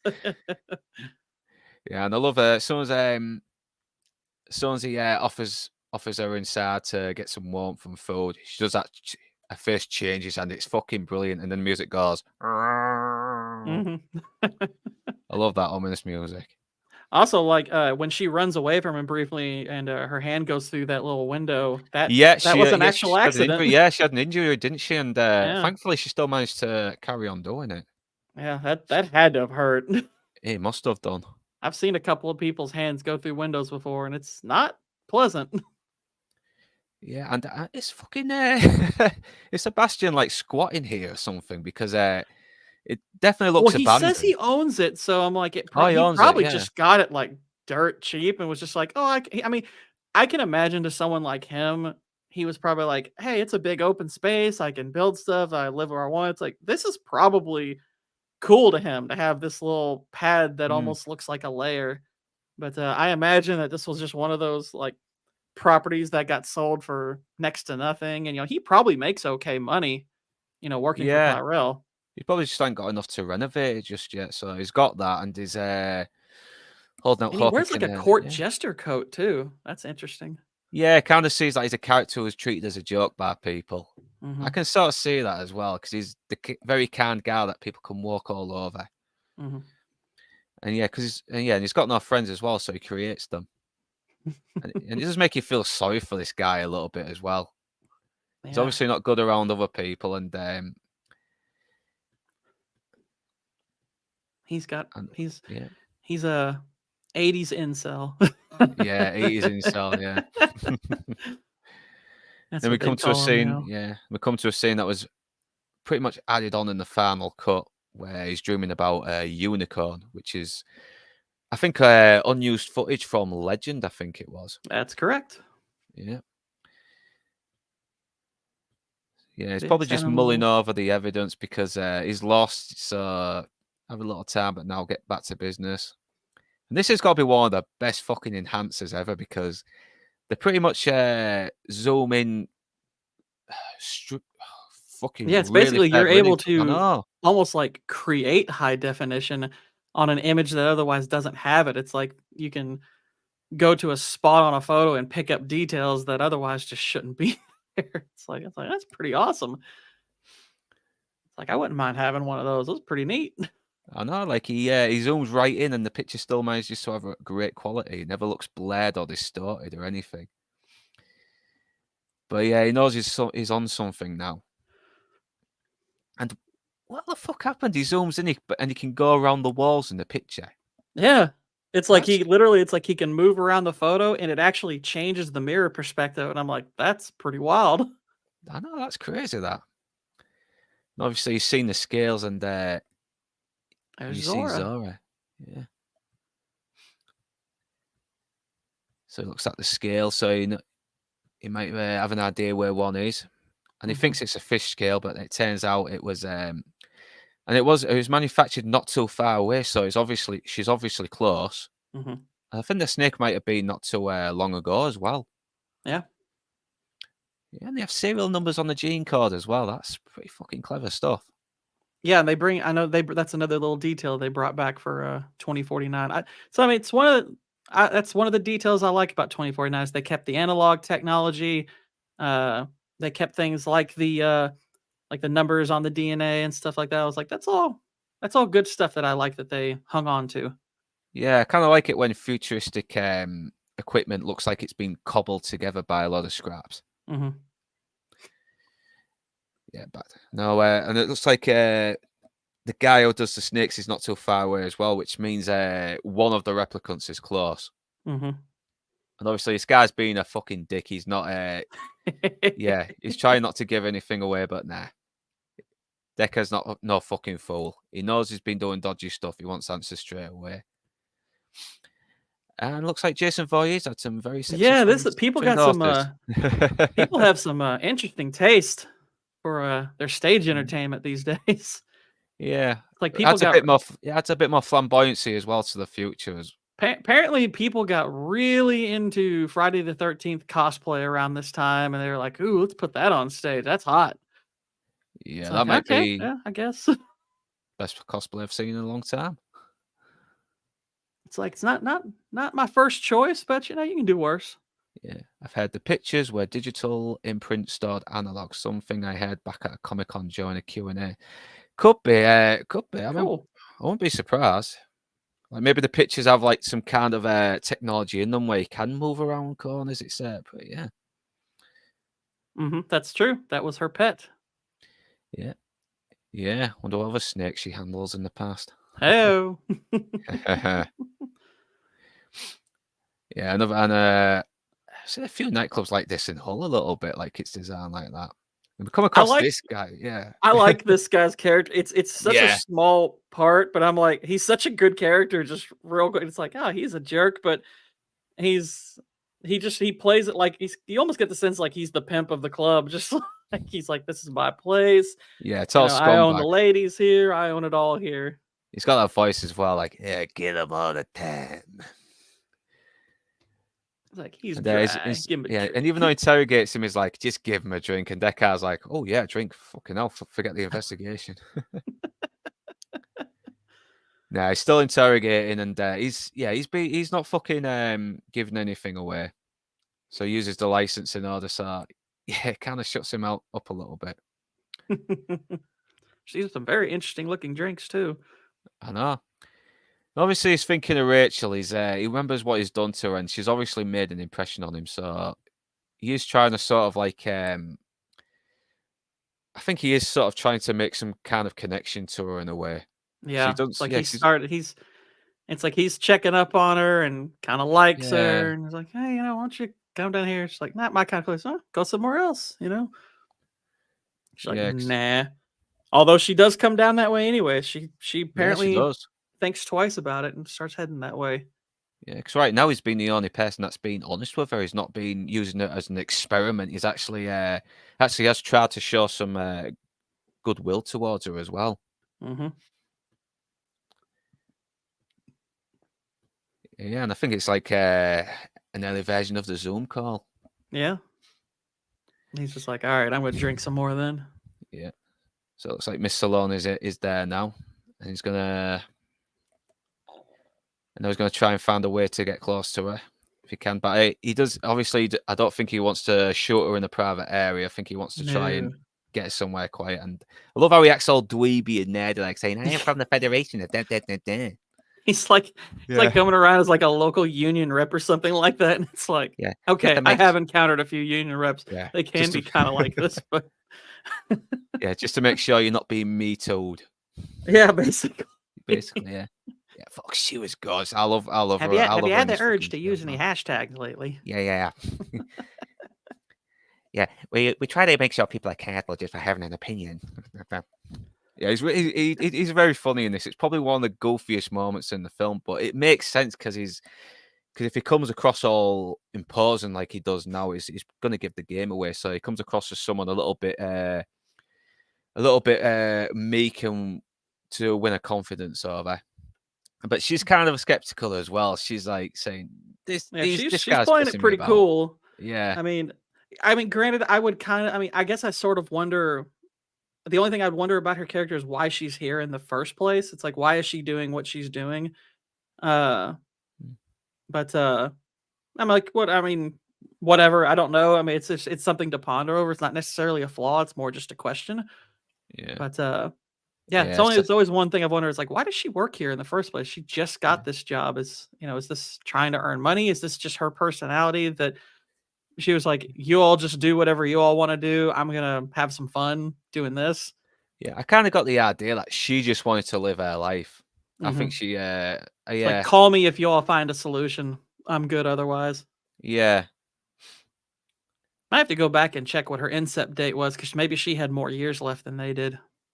Yeah, me too.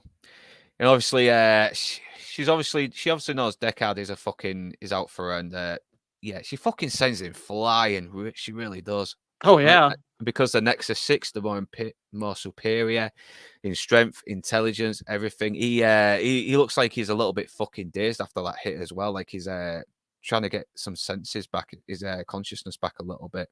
Mm-hmm. That's a good point, Don. Her working there probably provides them some money to to fund their live a bit during this. Yeah, because they got to pay rent for the hotel room until they could find a solution, couldn't they? So yeah, that's another good point there. Obviously, she's about to kill Deckard, but she gets interrupted, so she makes a fucking run for it. And you can really see he's struggling to get around everybody. It's just so overcrowded, and obviously he doesn't want to open fire into a crowd with risk of hitting anyone. And this is also leads to probably the best fix from the original version, as far other than like removing the voiceovers, because in the original version, the actress doing the stunt work here, her Is a man. face is very plainly the one you see when she goes through the glass. It's very obviously Oh, not yeah. Joanna Cass. I mean, like, there's a big time close up on her. It's one of the worst. It's one of the worst like shots of a stunt person where it's like, this is clearly not the actress. Yeah, this is a fucking man. I think it's a man as well. I don't know. I don't know if it's a man or not, but I know that it's obviously not her. But they fixed it for the final cut and did it really well. Like they even have a little piece of the documentary where they show how they fixed it. Like they actually brought Joanna Cassidy back and still looked good for her age in Yeah, she did. 2006 or 7 when they did it. But yeah, she went and did the part again. Yeah, and obviously he's done one of his job now. Is oh yeah, Toxic's got the date. Here we go. Roy Batty, 2016. Zorro, 2016. Yeah, so around about Zorro the would have had a same few years. more months left. Yeah, Leon would have had an extra year. So, oh yeah, so cheers for that. That's why I love this audience. They know Yeah. stuff. They make my dumbass look a little bit more competent. And it's a pretty heartbreaking scene to watch as well, because it's not. He doesn't kill. This is not the cop killing the bad guys. This is he's killing someone who was just trying to fucking. Was just trying to get on with life.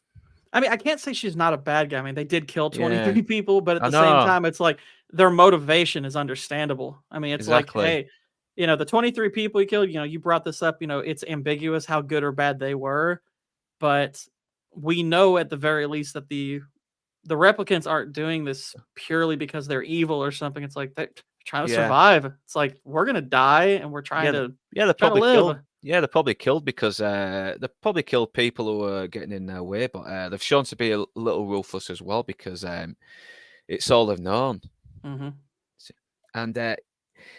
yeah, you can really see Deckard really fucking hates himself shooting a woman in the back on orders.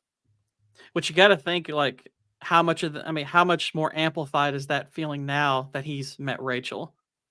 Exactly. Because I mean, you can tell he didn't like the job beforehand anyway, but now that he's met Rachel, it's probably a lot worse. The toxic. Is that not based enough? Yeah. I'm an equal opportunity killer. Yeah, and we see Leon. He's seen everything now, and he probably was on his way to see Zora about maybe what progress they were making, but yeah, it's too late. She's killed. And what does Deckard? Yeah. And what does Deckard do? He fucking goes to the bar to a drink to to fucking block the guilt out. Once again, Gaff shows up. Last person he wants to see, and even the last person he really wants to see, is that Brian. Gaff's eyes here too. They're just that menacing, cold blue eyes he's got. I know, because I think it's supposed to be like a mixed race of Asian, Hispanic, and same thing for the language he speaks as well. City talk, which was given away in the theatrical version, but you didn't really need to know that anyway. He kind of says like, yeah, they're in a very multicultural area where everyone's like speaking a mix of English and foreign. Yeah, the city speak thing is just a cool. I think it works better as just a cool little detail you can find out about later. You don't necessarily have to, because it doesn't like play a role really in the movie, so you don't necessarily have to know it. But it's a cool thing to learn about later on, rather than hearing about it in the voiceover. Yeah. I love how Brian is just enjoying this as well. He's just eating it all up. He's like, oh my God, you still got it, man. You still got it. And it's like, yeah, I still got it. Can I finish my drink, please, so I can drown my fucking sorrows? Yep. I can learn from this guy. It's like 4 more to go. And he's like, whoa, what do you mean 3? Yeah, I know. Rachel, because she was, once again, she's a fucking liability now. She knows she's a replicant, and she knows... And I think this is a really important because there's a scene coming up. It's pretty famous. It's got a pretty negative reputation, but I'm like, I think people forget this part of it. I'm talking about the scene where he basically what people perceive as he forces himself on her and he like slams the door, he doesn't let her leave and all that stuff. It's like we'll get to that in a sec, obviously, but I think Yeah, people have really mischaracterized that scene. I know, 'cause it is a very confusing scene, but it's meant to be because Richel is very confused in it. But I think Well, he is I like, think the part yeah, that people because the thing that I think pisses people off about it is like, well, he stops her from leaving, he shuts the door, and they're like, "See, that's forceful." I'm like, "Did you miss the part where they were saying that he had to kill her?" So like when I watch this, I'm like, okay, he's mad that she's trying to leave because he's like, you realize if you go out there, you're gonna die. Because like they even have this conversation in his apartment. She's like, if I try to run, will you come after me? He's like, no, but somebody would. So he's yeah, basically it's a already good point. told her, Yeah, it's like, if you walk out of here, you're a dead woman. And so when he like slams the door to keep her in, I'm like, he's not, I was like, he's doing it because he's mad that she would even try to do that. That's how I yeah, always took it. I was like, he doesn't want her to die. I know. Plus, he's in love with her as well, and she's Yeah, obviously it's like, and confused about her that's the other feelings. aspect of it. I And he know, knows that I she's in know. love with him. And not only that, I think he is trying to help her come to terms with her feelings because she's obviously loves him as well. Yeah. Like when I heard Ridley Scott saying he wished he had filmed it differently because he didn't think he conveyed what he meant, and I was like, you filmed it fine. People are retards. Yeah. It's like people are just idiots. I know. Plus, It's a like bit they of didn't pay persistence never attention. fucking hurts, does it? You don't want to Yeah. be this fucking simp going, "Oh, sorry, was I kissing you too hard here, or was I filling your ass too hard here?" It's like, no, no. Yeah, I Sometimes think women they like it a convey little what bit I rough. think They they do. convey what the characters are because there's that part where he starts to like reach out like to put her hands on her, but then he lifts his hand up like it's okay, it's okay.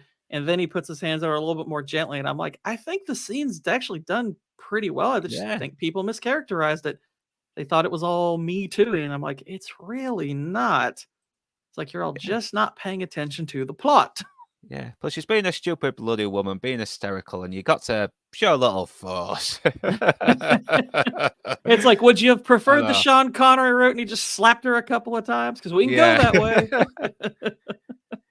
Yeah, I'm still a little confused on the Sean Connery thing. I think it's just kind of a reflection of the times, like the Yeah, fantasy, I like was like that. yeah, I kind of laughed when he said it. I'm like, okay, that's kind of funny, honestly. yeah. And now he's come across Leon, who's fucking pissed. He wants to Hmm. he wants Deckard to die, but at the same time he wants answers, and Deckard's the only person he can get it from. Hmm. And he's not happy that yeah, he's got another year left, and he's not got a lot of time. So what's he gonna do? Just fucking kill Deckard because he's gonna kill him too. Oh, and there's that shot where he like punches through that thing, that I guess it's what like a vehicle or something behind him, and it's just like Yeah, I tried to get the shot, but I yeah, couldn't they get it. do. No. They don't overexpose how strong he is, but there's just these quick shots where you're like, oh gosh, this guy's powerful. Yeah, It's like, man, if he had landed that punch, Deckard's head would have probably been caved in. I know. He's emotionally immature as well, so he's aggressive now. He's acting out. He's also kind of doing what he's programmed to do as well, and that's just be a fucking mean muscle. Mm-hmm. It's Yeah, like you are in over your head. yeah. Plus he's scared as well, isn't he? So it's very understandable. Yeah. He's just like, hey, screw you for trying to kill us. But then, Yeah. boom. I know. Rachel fucking saves him. This is why I like her. I mean, fucking hell, she's Yeah. and obviously she's not happy about it either. She's just taken a life. Mm-hmm. And I love that little shot where I think it's the vodka that is, or the gin that he's drinking, and a little bit of the blood from his mouth goes into it. Yeah. Yeah. Yeah, and he's got yeah, he obviously understands that she's feeling a lot of fucking emotions overtaking her life, something that he's familiar with. Yeah. And he still gets the shakes from it as well, not just from the alcoholism, but probably from the guilt of having to kill. Mm-hmm. He's never gotten used to it. I love that little exchange where he's like, yeah, I get him too. It's part of the business. She goes, Yeah, I'm not part of the business. I am the business. I know. Yeah, and you see, and once again, the blimp is just fucking shining through the window, which must be annoying because it shines through like every fucking 2 seconds. Yeah, it's kind of goes back to that kind of pretending to be like a symbol of hope, but it's really just it's a symbol of oppressing the people, and it even like gets into your home when you don't want it to. She I looks know. really pretty in these shots too. She was really fucking beautiful back then. I'm a sucker for brown eyes, and she's got Mm. very nice eyes. I like women that have that vintage retro look to them, though. It's Yeah. I got a big soft spot for them. I wish women did look like that more. Mm-hmm. And obviously, she's wondering if Deckard would actually still try and hunt her down and kill her, but Deckard's like, no, I'm not going to do that. For fuck's sake, you're the only person that's actually not been an arsehole to me, and you saved my life. I seem to have more of a connection with you than I have ever done with anyone in a long time. And once again, you get a little flare in his eyes as well. Mm-hmm. But I think that One little hint. was an accident. Yeah. Oh, 'Cause I it think- wasn't an accident. They did it on purpose, but it's still it's merely suggestive, not Yeah. informative. It's like it's not telling you flat out that he is one, but it's just one of those little things where like, is he? Is it just supposed to be a trick of the light, or is it indicating something else? Yeah, because like I said, I think it was a light that they shined in their eyes, and it reflected in the lens of the camera to give it that look. So, yeah, because they were probably doing it for hair, but then it happened to Harrison Ford. So, but they kept it in anyway, just to add more ambiguity. Yeah, I'll give credit to Harrison Ford as well. The guy was like 79 in Indiana Jones 5, and he still looks fucking jacked. I mean, Jesus Christ, he's in better shape than I am. Yeah, I'm jealous. He's in really good shape in this movie. He's in really good shape here. Yeah, and obviously Rachel's trying to find out more information about her, how long she'll last, anything like that. Let's go back a little bit. We've got the incept date, yeah. And he's been a little bit he's been a little cagey secretive with the information. Yeah. He's like, I don't really know. Yeah. No, I didn't look at him. He didn't want to. It's funny, is he's already 40 in this movie. Yeah, I think he he was it might be 39 when they they probably filmed it when he was 39. Yeah. Yeah. But yeah, he would have been right at that 39, 40, and it's like built great in this movie. It's like he kept himself in good shape for it. Yeah, I was wondering if you ever take that test yourself. That's a good point. I mean, they probably might have done just to check when they're hiring. Might be part of the procedure. Yeah, that's me after a few fucking drinks. And then we see Rachel. She's looking. Well, Gavin, she actually did in this movie in a deleted scene too. That initially, it's funny as the screenwriter, they approached him about writing a more explicit love scene than the one that the final cut has, and he hated the idea. He really hated the idea of having that kind of scene in this because he goes, why are we trying to sell the movie with this? It's not the point. So he was really against it. But they actually did film one where they showed a bit of her. I need to watch No Way Out. But yeah, that fucking ending in the theatrical version was fucking lame as well. It's especially when you're seeing these big, vast landscapes. Yeah, it's dingy bizarre. city. Yeah, closing, having the film finished when the lift doors closed was perfect. And obviously she's curious. She knows she can play. The daughter of Tyrell could play piano, but she's wondering if she can do it as well. And yeah, she lets her hair down a little bit more. She's trying to be a bit. I think it's like another way to humanize her a bit more. Like I agree. Yeah. Like she removes all the makeup off and just shows a natural side to her. And yeah, I love that little I love that little conversation where she doesn't know if she does know how to play, or it's just the memories that that make her instinctively know what keys to play. Yeah, and I mean, you got to think from her perspective. It's like, she has thought that her ability to play piano came from something she learned. Now she's like, it's just programmed into me. What does it even mean? What does this even have to do with me? It's just everything about herself she's questioning now. And like, she even starts to say like, she even like right here, she says to him like, I can't trust. And then it gets cut off. And,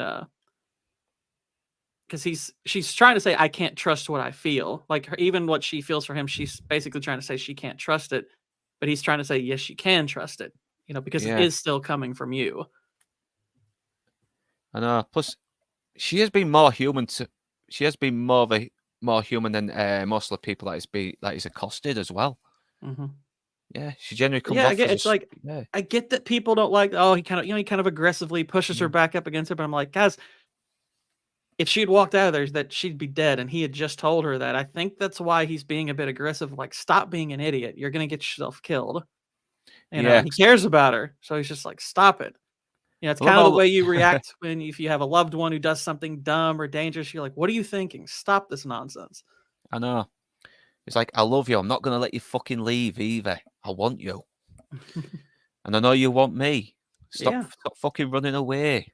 I'm Harrison freaking Ford, lady. Come on. I know. And although the music's a little like confusing where it doesn't know where it wants to be harsh or tender, but as soon as he reassures her and starts kissing her, that's when the music starts to become a little bit more sensual. Yeah, and that's and where I more was talking about there. romantic. We had his hand up. He kind of flattened his hands like, Yeah. hey, it's okay. You're okay to feel the way you feel. Oh. Yeah, that's the best card. Fucking hell. Get a lot of energy out here. Burns off calories. And I think there was a scene where she was topless here when he was shagging her, but they left it out, and the bastard side of me wishes he didn't, but I can see why as well. It probably would have taken away the romance and been Yeah, a I little mean, bit and more, I tend to agree with the screenwriter is because part of the idea of her portrayal is that she's very innocent, and I think that takes away from it. Yeah. Once again, you got the Chinese woman, further confirming that everyone's just a consumer until they're gone. Mm-hmm. And I love how she's looking a little less human and more doll-like with that makeup on. It's brilliant. This guy. Yeah, I know. What, it's like, what, is it Sebastian? like What are you doing with your free time, buddy? I know, but he kind of has this look like. Does he suspect Pris is using it? I think I think he likes more like I mean I think he's not dumb. He probably knows there's no way this chick's got it from me, but this is still, she's here and that's nice, but it's probably just naturally uncomfortable for him. But then once Roy shows up, he's like, oh, okay, well, that's they kiss and stuff like that, and he's like, oh, okay, well, this is really her guy. So, but I think it's just he's naturally uncomfortable with people in general. Yeah. And plus, he's not. I mean, he has to know the rules around replicants walking around. I know. Plus, he's obviously. He obviously probably could have had the opportunity to go on to a bigger, better job, but because of his glands, he's like, nah. He's stuck where he is at the moment. He's making some decent money, probably, but not the best. Well, and he's only, like he says in the movie, he's only like in his late 20s, and he has and granted, this is a made up illness, Methuselah syndrome. Yeah. Which, if you don't know what Methuselah is, a person in the Bible. He's the oldest person in Scripture, lived to be 969 years old. It's like the grandfather of Noah. But so obviously, it's a syndrome meant to do something to you age wise, where you look older than you are. I know. So what be a minute? Just need to. It's a bit of an take ironic a little toilet disease break. name, honestly. Yeah, I'll take a little toilet break. Oh. And I'll so I need to move the laptop into the living room now so my wife can go to sleep because oh, that's right. It's much later for you. I know. Plus, I need to get a new place so I can get a spare room for this at the moment. So yeah, I'll try not to be too long and just go through the chats if you want for a little bit, and I'll be back soon. I do apologize for this, everyone. Oh no, you're fine. You're fine. Talk a little bit to the chat here. Let's see. We got Donnie Bass in here, Lord Toxic, and Gavin Blackburn doing most of the chatting around here. Donnie likes big eyes and pouty lips. Who doesn't? That's awesome. I swear the ocean has gotten nastier. Sex more stuff. Come on. Most of these comments we've kind of already addressed. Most of this, I'm curious what everybody in the chat would actually rate the film I mean, personally, I think this is a masterpiece movie. Like I said earlier, this is one of my top 3 movies of all time. So I'd be curious where everyone else ranks it. And I'm also curious what everyone thinks of 2049, because I know 2049 is kind of a divisive film. I know a lot of people like it. I know a lot of people dislike it. A lot of the online critics that I greatly admire are not fans of this movie or fans of 2049 at all, which I'm like, that's interesting. But I actually like 2049 quite a bit. Let's see, which version? Any version. I mean, I guess the final cut is my favorite version by far. So yeah, that'd be the one that if I'm talking about that being a top 3 movie, I'm referring to the final cut personally. There's a lot of religious aspects of the movie. See, that's a lot of the stuff that I pick up on. I'm a pretty religious person, so uh that stuff always appeals to me when I watch a movie like this, and about a movie that has such, depth of theme that speaks a lot to someone like me. These are questions that I think are fascinating to ponder. Like if we actually invented, something like a replicant, something that isn't technically human, but uh, walks around, feels, and experiences like a human. What does that mean? Do they have a soul? Are they redeemable, irredeemable, fallible, infallible? How does that work? It's a fascinating question to ponder over. Let's see. I waited for decades, but number 2 in my cache. Nice. Yeah, this is like for a lot. Like, okay, so my favorite film is Amadeus. That's my all-time favorite movie. The Fugitive has been my number 2 for a long time. I've probably seen that movie more than any other. But since 2017, I've watched the final cut of Blade Runner, like I said earlier, about probably 40 or 50 times. I've watched it so much because I've just completely fallen head over heels for it. I think it's a phenomenal film. So I might move it into the number 2 spot. It's 3 at minimum, but it might be my number 2, to be honest. Gavin Blackburn says, I saw the film when I was young, and after Star Wars, my parents thought it would be an all-action sci-fi flick. But no, originally disappointed, but came to love it later in life. I honestly don't remember what I thought the movie was going to be the first time I watched it. Because, like I said earlier, I didn't care for it the first time. I really didn't understand what the movie was saying or doing. I knew it was a sci-fi flick. It had the picture of the guy with the gun, but it had kind of the odd aesthetic on the cover. So I didn't really know what I was getting into. I'm sure Northern English will be right back. No biggie. But yeah, I'm not sure exactly what I thought I was getting into the first time I saw the film, but it was a strange one, and I didn't quite get all the hubbub around it. It wasn't until that second time around 2016 watching it again, I was like, okay, yeah, this movie is pretty excellent. Like I wasn't quite like ready to stick it in my list of absolute favorites, but the second time I was like, yep, this is a great, great movie. I am looking forward to watching this again. And then once I experienced it in the theater and got to watch it in IMAX, I was like, wow, okay, this is starting to move up the list for me. And I just watched it over and over again after that. Lord Toxic says it's groundbreaking, certainly. But Harrison Ford is not looked at fondly by the Lord of Toxicity.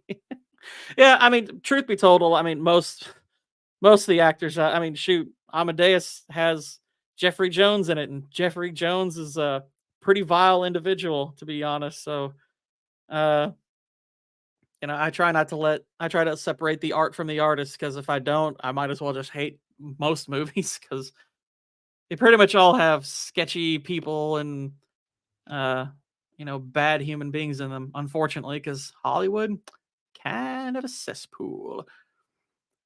Donnie says, I was too young to understand it. It was only later as I matured. And did I appreciate it? Yeah.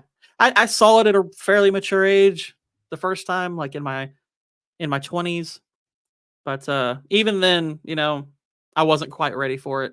And it wasn't, because like I said, I didn't know what I was getting into. I really didn't know what the movie was.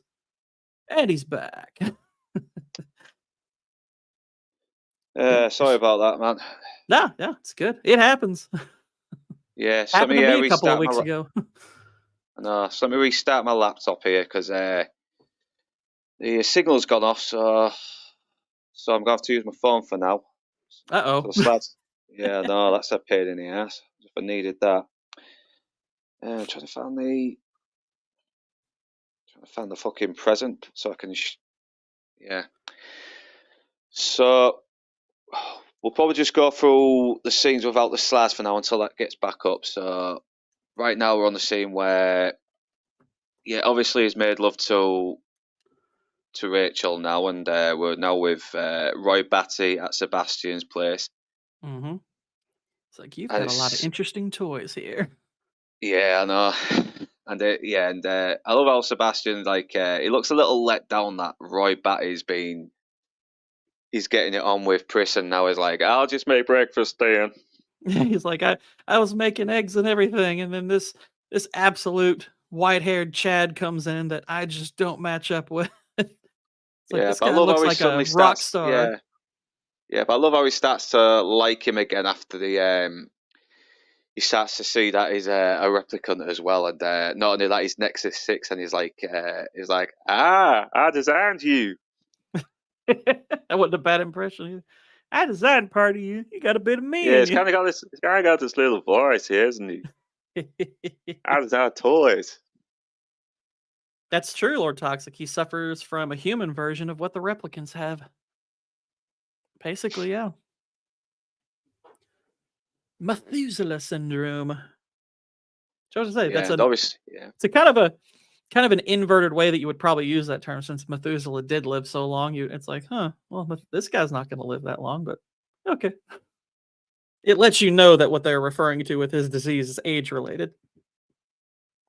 yeah. So like you said, he's kind of abandoned as well, and he probably doesn't have a long lifespan as well, but he's just trying to sort of get on with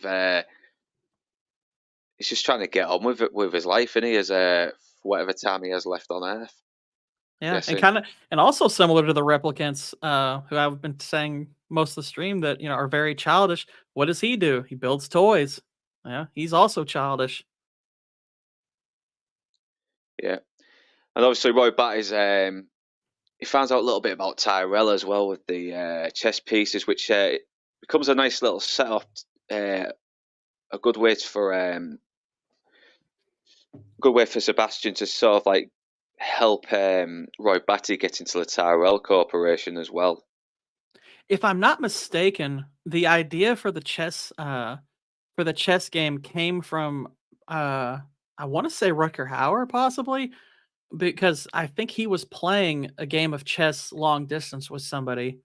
But because I know I've heard of people doing that, and I want to say that might have come from him or somebody else on set. But yeah, I thought that was a little fascinating detail. Yeah, I can sort of see that as well, especially today as well with streams and Zoom calls and everything. And it always kind of puts me in mind in that Red Dwarf episode where Holly gets a video from another hologram who's playing chess with him, and is like, well, who's winning? Well, he is. That was the first move. Get this back on. Oh, this laptop is fucking shit. It really is. So I need to use the slides right now. So Yeah, my laptop's not great either, and I'm editing a hour plus long video on it right now, so it's been pretty slow going. I know the feeling. But so I've got the I movie have the on right movie now. pulled up on my other screen, if you need to know what place we're at. Yeah, no, I think it's where Batty is now saying, "Listen, we need to get to fucking Tyrell right now, because if we don't, Pris is going to die soon. You don't want Yeah. anything to happen to her, do you?" Oh, yeah, yeah, even and one other thing yeah. was, when he tells, Pris about, Zora and Leon dying, he's got that kinda pouty look on his face, like, Yeah, "It's as well. just Yeah, like he's just us now." And, yeah, again, just kinda acting boyish there. I was like, "Yeah, see, they're playing that angle up the whole time." I think it's really cool.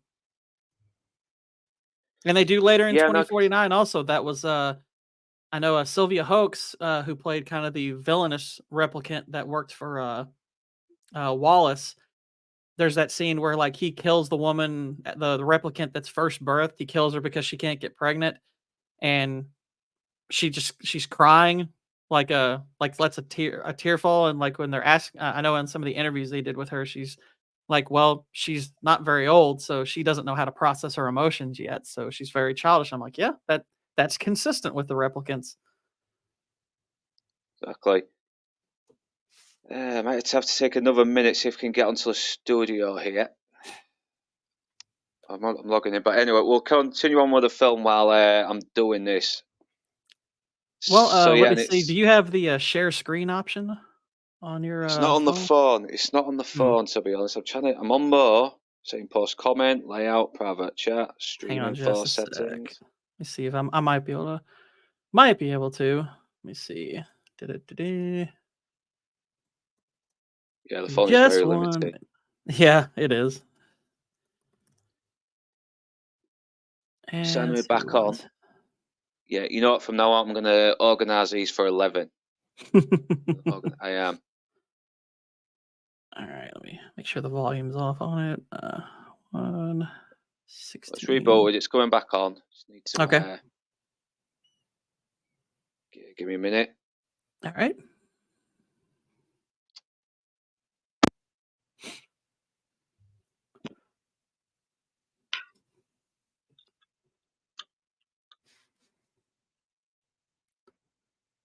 Technical difficulties, everybody. That's the problem with our technology. I wonder if that's what they deal with in Blade Runner world with their analog. Because I know digital's a huge pain.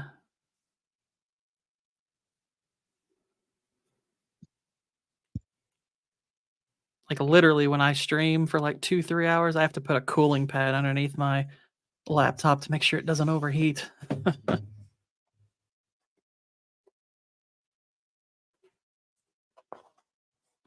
Would you consider the replicants represented as angels or demons wanting to be human? I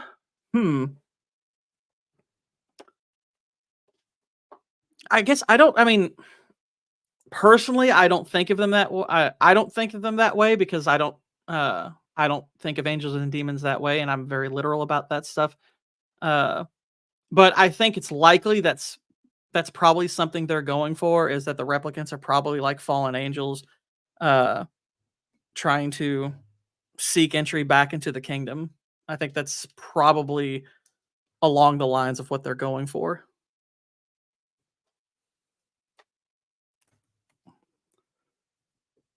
But honestly, you could even just take it as they're fallen man trying to seek entry. You could even just take it that way as well.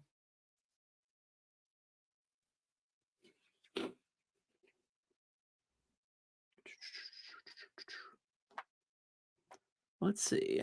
Question for the chat. Roy Batty did not reach his end of service date, according to records. Why does he die? I mean, it depends on how literal the 4 years is.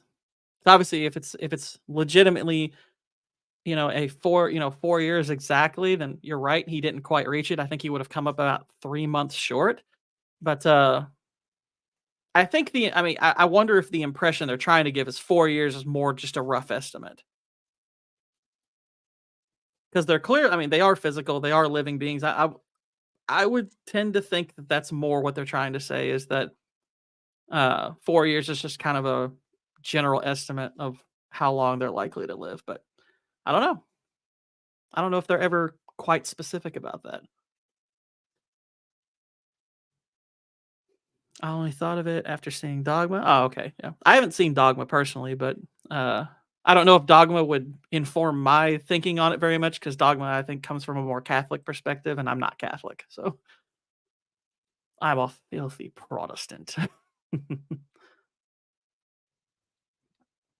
He found out there is no such thing as Silicon Heaven and suffered a metaphysical dichotomy. Aw, that's a rough way to go. Is Royal Batty's lifespan longer than his laptop? That's a good question. We'll have to ask him when he comes back. How long is your laptop lived? It's back.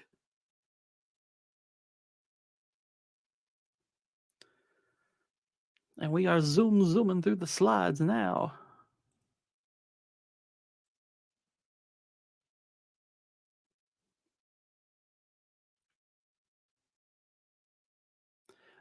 Did I see the movie Moon? Yes, I did. I've seen Moon several times. Moon's really good. I like Moon a lot. That's Duncan Jones's best film. So now he also did Source Code, and he attempted to do a Warcraft movie, which that was a thing. It was a good look. Warcraft, I'll give the Warcraft movie this much. It looked good. I thought the special effects on it were pretty cool. But yeah, movie itself little wonky. Oh, slow down, I'm gonna be sick. Hey, Gavin, this is Blade Runner, not Blade Walker. You gotta be up for that zoom. Are you a replicant? Are you a replicant or a replicant?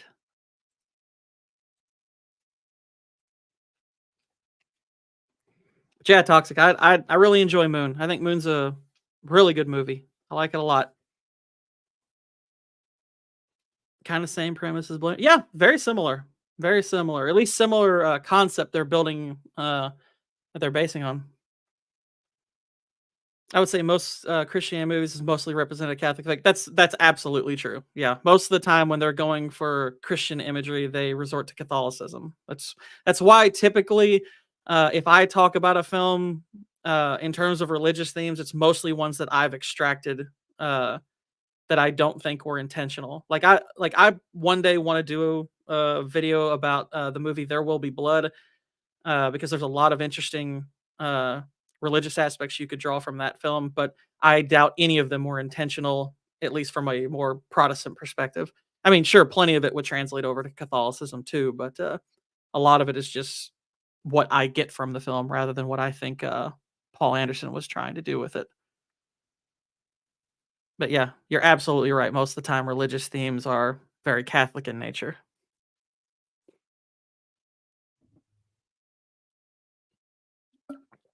And yep, that's about, I think that's right there, about where we left off. Now we just gotta wait for the man to unmute. Jalen, how you doing, man? Jalen typically comes from my channel and my chats. So welcome, Jalen. Good to see you. But yeah, that right there, that's about where we left off. I like that little shot of Roy with the little kind of googly eye thing going. I always thought that was kind of funny. Not to get too dark, but I've wondered if us combat vets have a self-destruct mechanism built in like the replicants once we've served our purpose. It's an interesting question. I'm certainly not qualified to answer it. But yeah, that's an interesting question.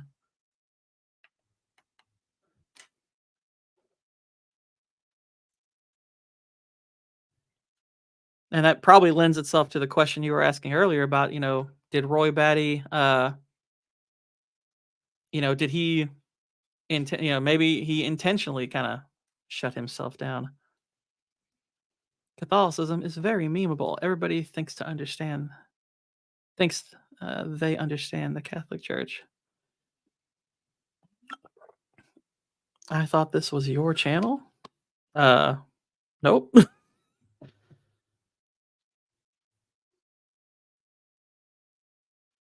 Nope, this is the Northern English Bastard. I am a guest here. I'm guessing you followed the link that I posted on X/Twitter/Twix.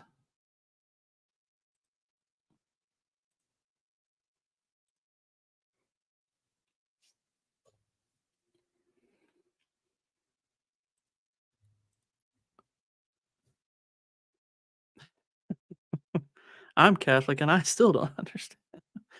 Got here from your Twitter account. Yeah, I just posted the link to his video. That's what we do. Precisely, Jalen. As Lord Toxic says, I am an honored guest. and have somewhat conquered the stream, as I am the primary speaker at the moment until our host is able to get his mic turned back on. Having a bit of hardware issues, which Jalen was actually on my channel a little over a week ago, and I had similar issues. I didn't know it was muted. Sorry. Have you been talking this whole time? Yeah, I was wondering what the fuck was going on. Yeah, thank you. He's So probably been mentioned like, my- "Why does this guy keep talking over me? What the heck's like? No, we can't hear you." Yeah, it's my fault that. Like I said, I'm going to start booking these a little bit more later now. That way I can get the room to myself a bit more, no faffing about. And yeah, so yeah, thank you for Gourd King for making sure this show goes a bit more smoothly than my dumbass attempts. So probably got a good laugh from the audience. So yeah, They certainly will in hindsight. yeah, yeah. We used to, yeah, we can laugh about it now, but the time was terrible. But, and yeah, they're at Tyrell Corporation now, and you can see Sebastian's face. He knows it's not going to go down well, but he's not going to fuck about with Roy Batty, though, is he? Yeah, I mean, he's you got to think he's terrified here. He's like, I know. "Oh, this is not going to end well." He's helpless. He's scared. He's probably just like, "Please, Tyrell, talk this guy out of it." I know. I'm screwed, and you're screwed otherwise. Because that's that he's charismatic, but he's scary. And he's just. He is. I love the way they've got him lit in these scenes. Gosh, the lighting in this film is just spectacular. I know. This is one of the best lit movies ever. That bed looks super comfortable as well. Yeah, it does. Yeah, it's like does look sleeping on a nice. fucking fluffy cloud. Mm-hmm. Sleeping Yeah. on a cloud, got your little owl flying around you, got candles lit. I know. I would, gosh, are those real candles? Because it's like, man, hope your fabric doesn't blow away too much. You're gonna set Yeah, your I room know, on fire. Jesus. Heck, man, pretty close to your curtains there. Those look real. Yeah. And I love the Queen is like a little sort of way to get his attention before revealing Roy Batty to him. Mm-hmm. And he's giving him the moves as well, what moves to make, because Roy Batty's a very intelligent guy. Mm-hmm. Super intelligent. Yeah, like the first move he tells him to make, Tyler's like, "What? That's nonsense." And he's like, gives him the other. It's like, "Let's talk about this." Yeah. A little bit of a brainwave. And yeah, he's obviously, yeah, like he's obviously looks like he knew that Roy Batty probably would make it there, but he's like he said, I'm surprised you didn't come sooner. Mm-hmm. So I wonder if Tyrell is probably knows he is gonna die, but he's still trying to talk his way out of it. He said he figured he would come his way, but you can tell he's not sure what he wants from it. Like, he's like, "Okay, I know you're here. I figured you'd come here at some point, but how can I help you?" It's like, what exactly do you want? Because that's the part that none of them really know yet. And he wants to live longer. Yeah, and oh no, Jalen, the 80s thing is that's Tuesday. Although I can see the confusion Jalen has. Jalen is SM down H9. He's from my streams generally, and my 80 stream is Tuesday, and I have kind of a Blade Runner themed thumbnail that I posted. But like I said, everyone who's from the Gourd King's channel who subscribed to him, thanks for joining us as well, and for putting up with my dumbassery. So, Hey, I've just got a message. This guy obviously does good stuff if Critical Drinker's inviting him on his show, right? Though, I mean, come on. Yeah. Someone must have fucking cancelled on that show for him to get me on. But I saw you on there. I was like, "Oh my gosh, cool!" That's awesome. I know. A lot of people are like, "Why do you sell?" It's like, I don't know. I didn't want to. I wanted to. I told a few people for now, but yeah. I will. Vex kind of handled it similarly when she was on Chrissy Mayer. She didn't. She was like, "I'm gonna be on a show that I've wanted to be on for a while," but she didn't say what. And then told us that day it's Chrissy Mayer show, and I was like, "Oh, cool! That's awesome." She was on Chrissy Mayer. Oh, sweet. Yeah. I like about what's say about a month ago? Yeah, that was awesome. Oh, damn, man, I'll have to check that out. I must have missed that. Mm-hmm. So yeah, fucking toxic, giving me shit like always. Yeah, I'm trying to try and get a new potato laptop very, very soon, hopefully. Yeah. Yeah, and like I said, I'm gonna book the streams a little bit later, and I've already said that. And plus, Lance has just messaged me saying if he's got time to come on, but he's still working on a script, so that's no problem, Lance. If you can't come on, that's okay. No hard feelings or anything. We know you're busy. We know you got a lot planned. They're So asking, have you been on the Mr. Brown Alliance? yeah, not yet, not yet. I don't. I think Dark Hour. I don't know if Dark Hour is thinking of putting me on. I can't remember now. I know he's trying to get me on the Uninspired Hour soon if he can, but we'll see what happens. Because I need to Yeah, I talk got to him invited more. on the Uninspired Hour once, but Yeah, I work on Saturdays, so at the moment I can't. Unfortunately, my schedule doesn't allow it. yeah, no, Unfortunate. yeah. Dark Hour's been a pretty good help for me. He has. But yeah, this scene, this also kind of shows Batty's intelligence because they're kind of going over possible solutions, and Batty seems to understand them as being possible ones. Yeah, And it's like he's going for every possibility that might extend his life, but Tyrell seems to have already gone through it all, and it's never worked it's unless almost he's a bit of lying. verbal chess, and like there's the Yeah, chess thing, and I was like, I'm wondering if that's kind of a metaphor for the conversation they're having now. There's a bit of verbal chess where he's like, "Well, let's try this move," and he's like, "Ah, we thought of that, and this is what happens if we do this. This is what happens if we do that." It's like it's kind of you're in checkmate. There's nothing we can do for you. I know. So now he comes to the conclusion that he's fucked, but Tyrell is still trying to reassure him that you have a short life, but it was a hell of a fucking life. And he Yeah, kind of it's does have a point. I mean, there's some people who've barely lived a long life yet they've made so much more with it with the time they had. well, this kind of and because I guess since Don has been asking about religious aspects, and that always fascinates me. I always part of what fascinates me when movies attempt religious themes is when you try to turn a man into God, and what Yeah, always ends up happening is that the man falls short, and it's like, okay, so ultimately, you have Tyrell as the creator here, and he's trying to give him almost a godlike reassurance, but unlike the God of the Bible, it's like there's nothing for you after this. It's like this is where man falls short. It's like you burned. It's like yes, you burn twice as bright, but look how you've lived, and how great that is. It's like, but that's it. That's I can't offer you anything past this, and it's like, yeah, that's kind of where we fall short in this department, and causes the creation to rail against the creator here. yeah, like play against God. I mean, it's never going to work out. I mean, this man's not supposed to be God. God is God. We are his children, and we must remember Hmm. that. Never fuck with nature. There's always consequences. Jurassic Park did that so well. Yeah. And yet you can see Roy Batty's got some remorse about the things he's had to do to survive and help aid his friend's escape. Yeah, It's gives a little bit of a confession here, and he's like, "I've done questionable things," and he's like, "But you've also done extraordinary things." And what's he say? He says, "Revel in your time," in and your he's like, time. "Nothing the god of biochemical and like something like that couldn't forgive." And he kind of gives him a little kiss of death here. I know, and it's a pretty brutal scene as well. I think this was not in the theatrical cut. I mean, it was in the theatrical cut, but it was cut away.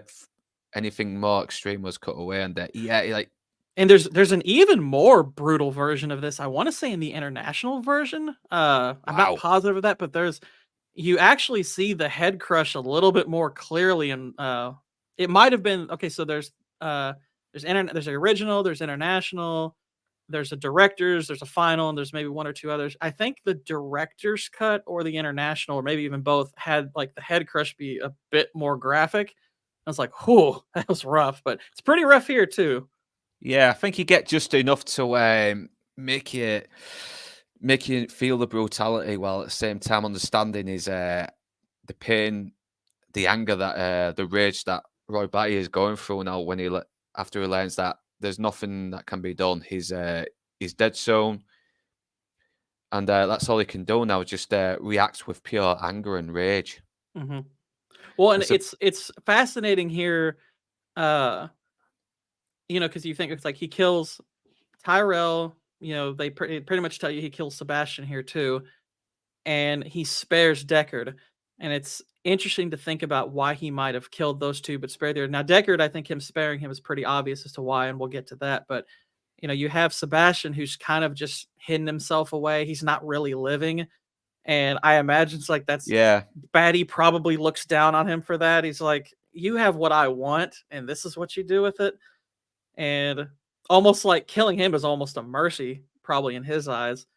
And Tyrell he kills. He's like, you're playing God and you shouldn't be. That's probably part of why he kills him. And I love the shot of him because he gives this funny look in the elevator before they cut away, where he's like almost a bit confused by his feelings. Like, this is interesting.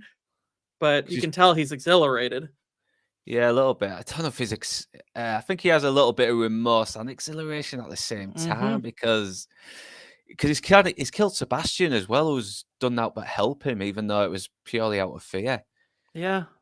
Yeah, It's like and he kills him, Sebastian. but like I said, I kind of believe personally that might have motivated that killing. He's obviously not worried about being caught or anything. That's not going to bother him. He's like he's going to die soon. But I know. Plus, it's kind of it's kind of had people inform. It's led to people informing Deckard now about that Tyrell has been killed, and so is Sebastian, and he needs to check on. So he knows that the replicants have been at his place, and now he has to go there and investigate, see if it might lead him closer to Roy Batty and Pris. Mm-hmm. And then he gives a little video call to Pris. It's like, oh yeah, it's an old friend, and she cuts. Yeah, I know. It's no way to treat a friend. Yeah. This is very funny. Like these, there was toys, aren't they? There was toys. Sebastian's gone now, so they're running fucking wild. Either that, or they're a little like child gang or something. Yeah, I don't know if this whole section was added in the final cut because I think in the director's cut that came out in the late 90s, I don't think any of this was here. Yeah, I think a lot of that was added. Yeah, I think. Yeah. So it's definitely like a Star Wars special edition, except it doesn't ruin the film. It's just little bits that I've added in. It's not like awful. It's not CGI that aged horribly. Yeah, they've not fucking had him dodge a fucking laser blast, and when it was him that shot first. I've been writing a script for a Star Wars video, and granted, it's mostly praise, but I'm going to address that stupid did Han shoot first? Because I'm like, that is the dumbest controversy ever created, and the director did it. I'm like, George, he had a gun pointed at him. He's allowed to shoot him. He doesn't have to wait to get shot first, you retard. The guy even said, right? I know, Greedo even said, I've been waiting for this for a long time. Yeah, it's like, if someone's got a gun pointed at you, George, it's okay to shoot them first, because you don't have to wait to get shot. My gosh. Plus, that's what makes his redemption at the end of the first Star Wars so great when he saves Luke. It shows that he's not just a vicious, ruthless, shoot first, ask questions later guy. He has actually got a soul, and he does, but there is a goodness to him.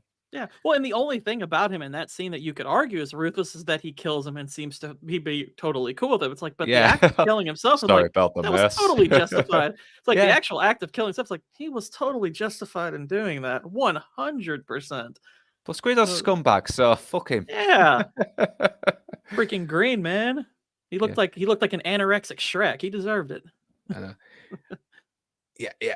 Daryl Hannah is really fucking creepy here, though, where she's all doll-like, and she's definitely using that to her advantage as well. She knows Deckard's coming now, and she obviously probably does know he's the fucking Blade Runner, or suspect he is. Look at that! Look at those eyes there.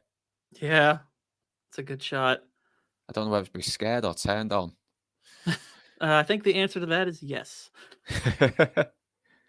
I won't even ask which one. I'll just assume both. Just like either or. I like that shot too. Just him holding up the gun, the light backing him. That was a good shot too. Yeah, that's a good poster shot. I like a good bit of natural lighting. I do that well. Yeah, his eyes rolling back. That's fucking creepy. I love it. Yeah, still scared turned on. And I think this is where the film starts to turn into a bit of a horror movie as well, because you got all these creepy little fucking mannequins or genetically designed toys or dolls, everything. And then she just fucking comes alive and just knocks him flying. And that was a guy doing those backflips, by the way. Really? Yeah, they seem to be doing a lot. They seem to be using a lot of very athletic guys for doing women's stunts. Same thing Well, because I for mean, I know yeah. Daryl Hannah's capable of some of Mm. this. Like some of this she's able to do. I was never sure exactly how much. Yeah, I think there were some scenes where it was okay for Dowell to do, but other times Yeah. they had to get a stunt man in because Like I know, like the reasons. back handspring she does earlier when before she grabs the egg. That's totally her. She can do all that. But I Yeah. don't know exactly her prowess. Yeah, and she's just vicious now. She's just a fucking stone cold killer, and Yeah.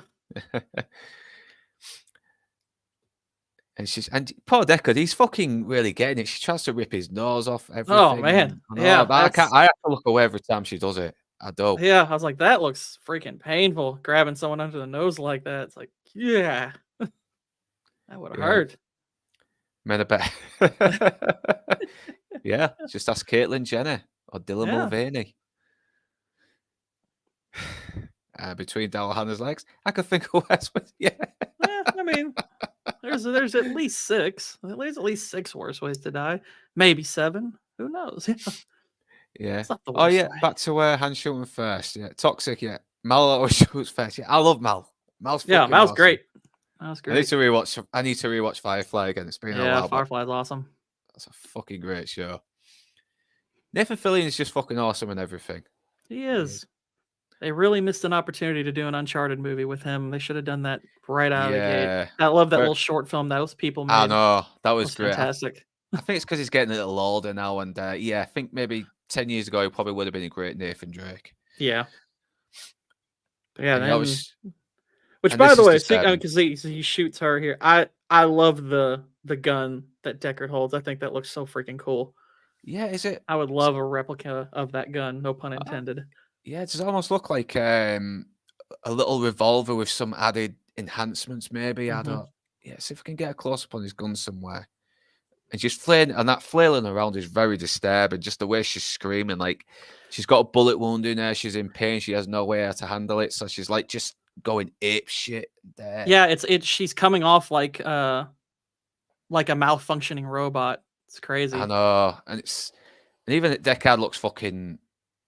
He looks really disturbed by it though. It's like he just wants to put her out of her misery, just make the screaming stop. Yeah, I pulled up his gun to share if you want to share it. Yes, of course. I'll get it up. So let's have a look at get full screen. Even though it's a revolver, both on set and in universe, and seems to fire normal bullets or something. But yeah, I can sort of see it looks definitely has a little bit of the revolver in there, but it looks like it's got a slab on the top as well. Mm-hmm. It's really neat looking though. It looks like it fires two types of ammunition because they got the two triggers on it. But yeah, it's I always thought these were really cool looking. I don't know how practical they'd be in real life, but yeah, Donny Base. Yeah, I think they did the same for Star Wars because I'm pretty sure there was a few guns that were like a Mauser or a Beretta as well with little bits added on them. Mm-hmm. Yeah, pretty neat. Oops, get that back on there.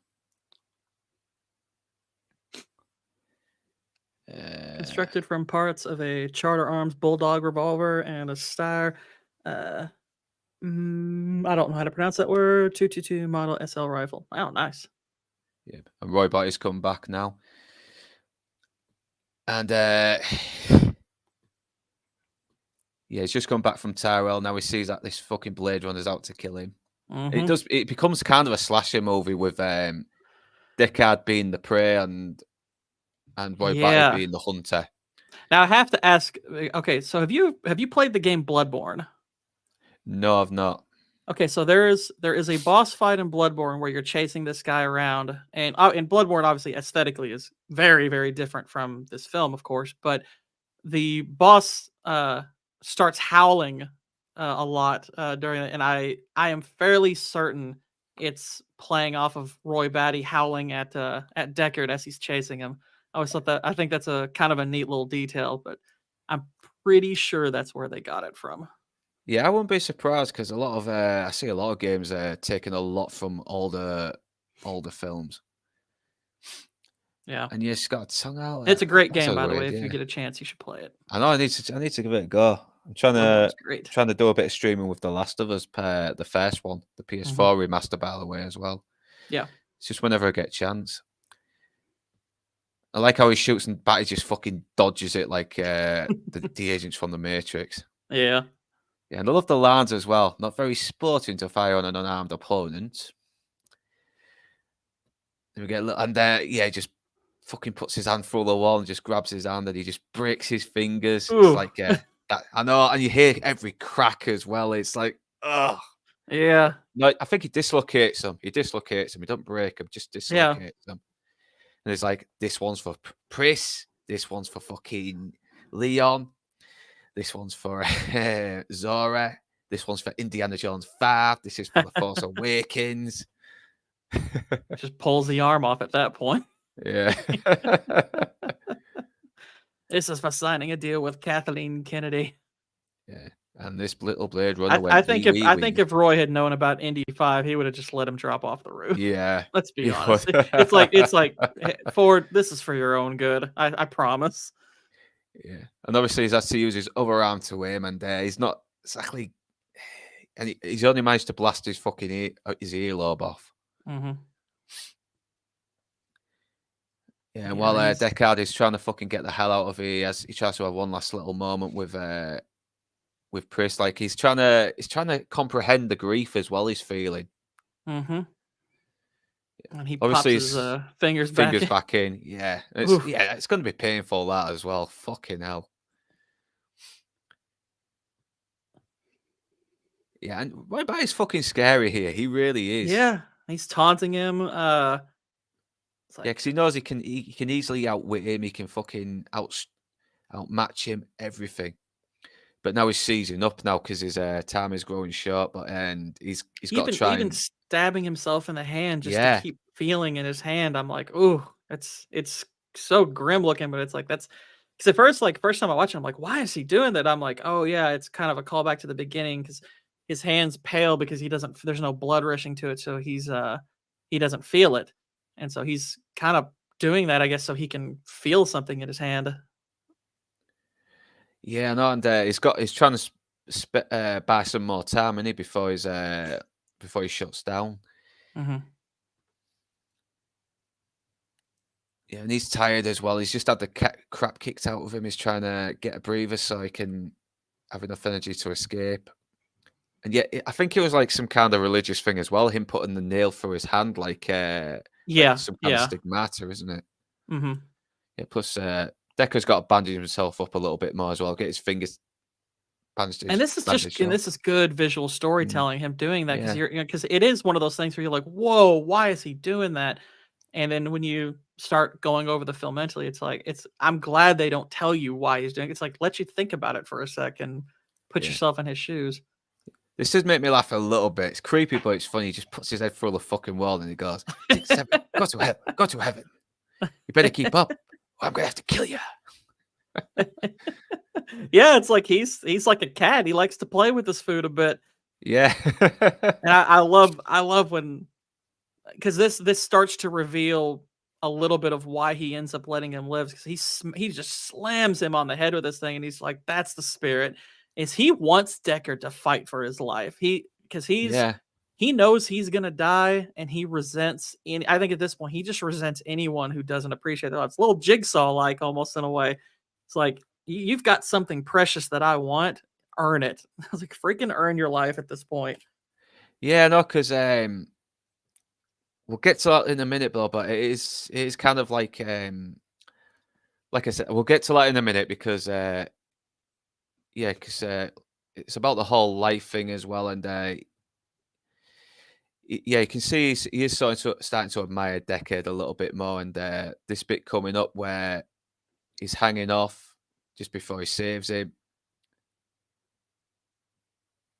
And I think, and what's Yeah. he saves him right after he spits in his face too, because Yeah, he's exactly. just That's kind it. of That's holding it. them there, and he's like, And he could "Quite have a begged thing to for it. live in Yeah, fear, isn't it?"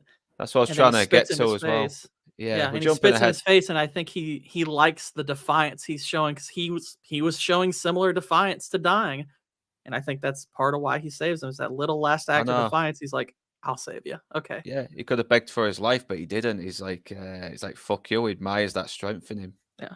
And plus it gives it gives Roy a redemptive act, is that he actually, rather than kill someone, he finally saves a life. Yeah, only in saving a life does he finally find meaning in death. Mhm. Nice little And parallel. then gives That little speech, and it's quite fucking. possibly the greatest It monologue is. ever. Oh man. And the Rest in fact that it's peace, man. from Rutger Hauer, basically, that he came up with it, that he understood this character so well. It's Yeah, like, it was his idealist speech. Yeah, that's correct.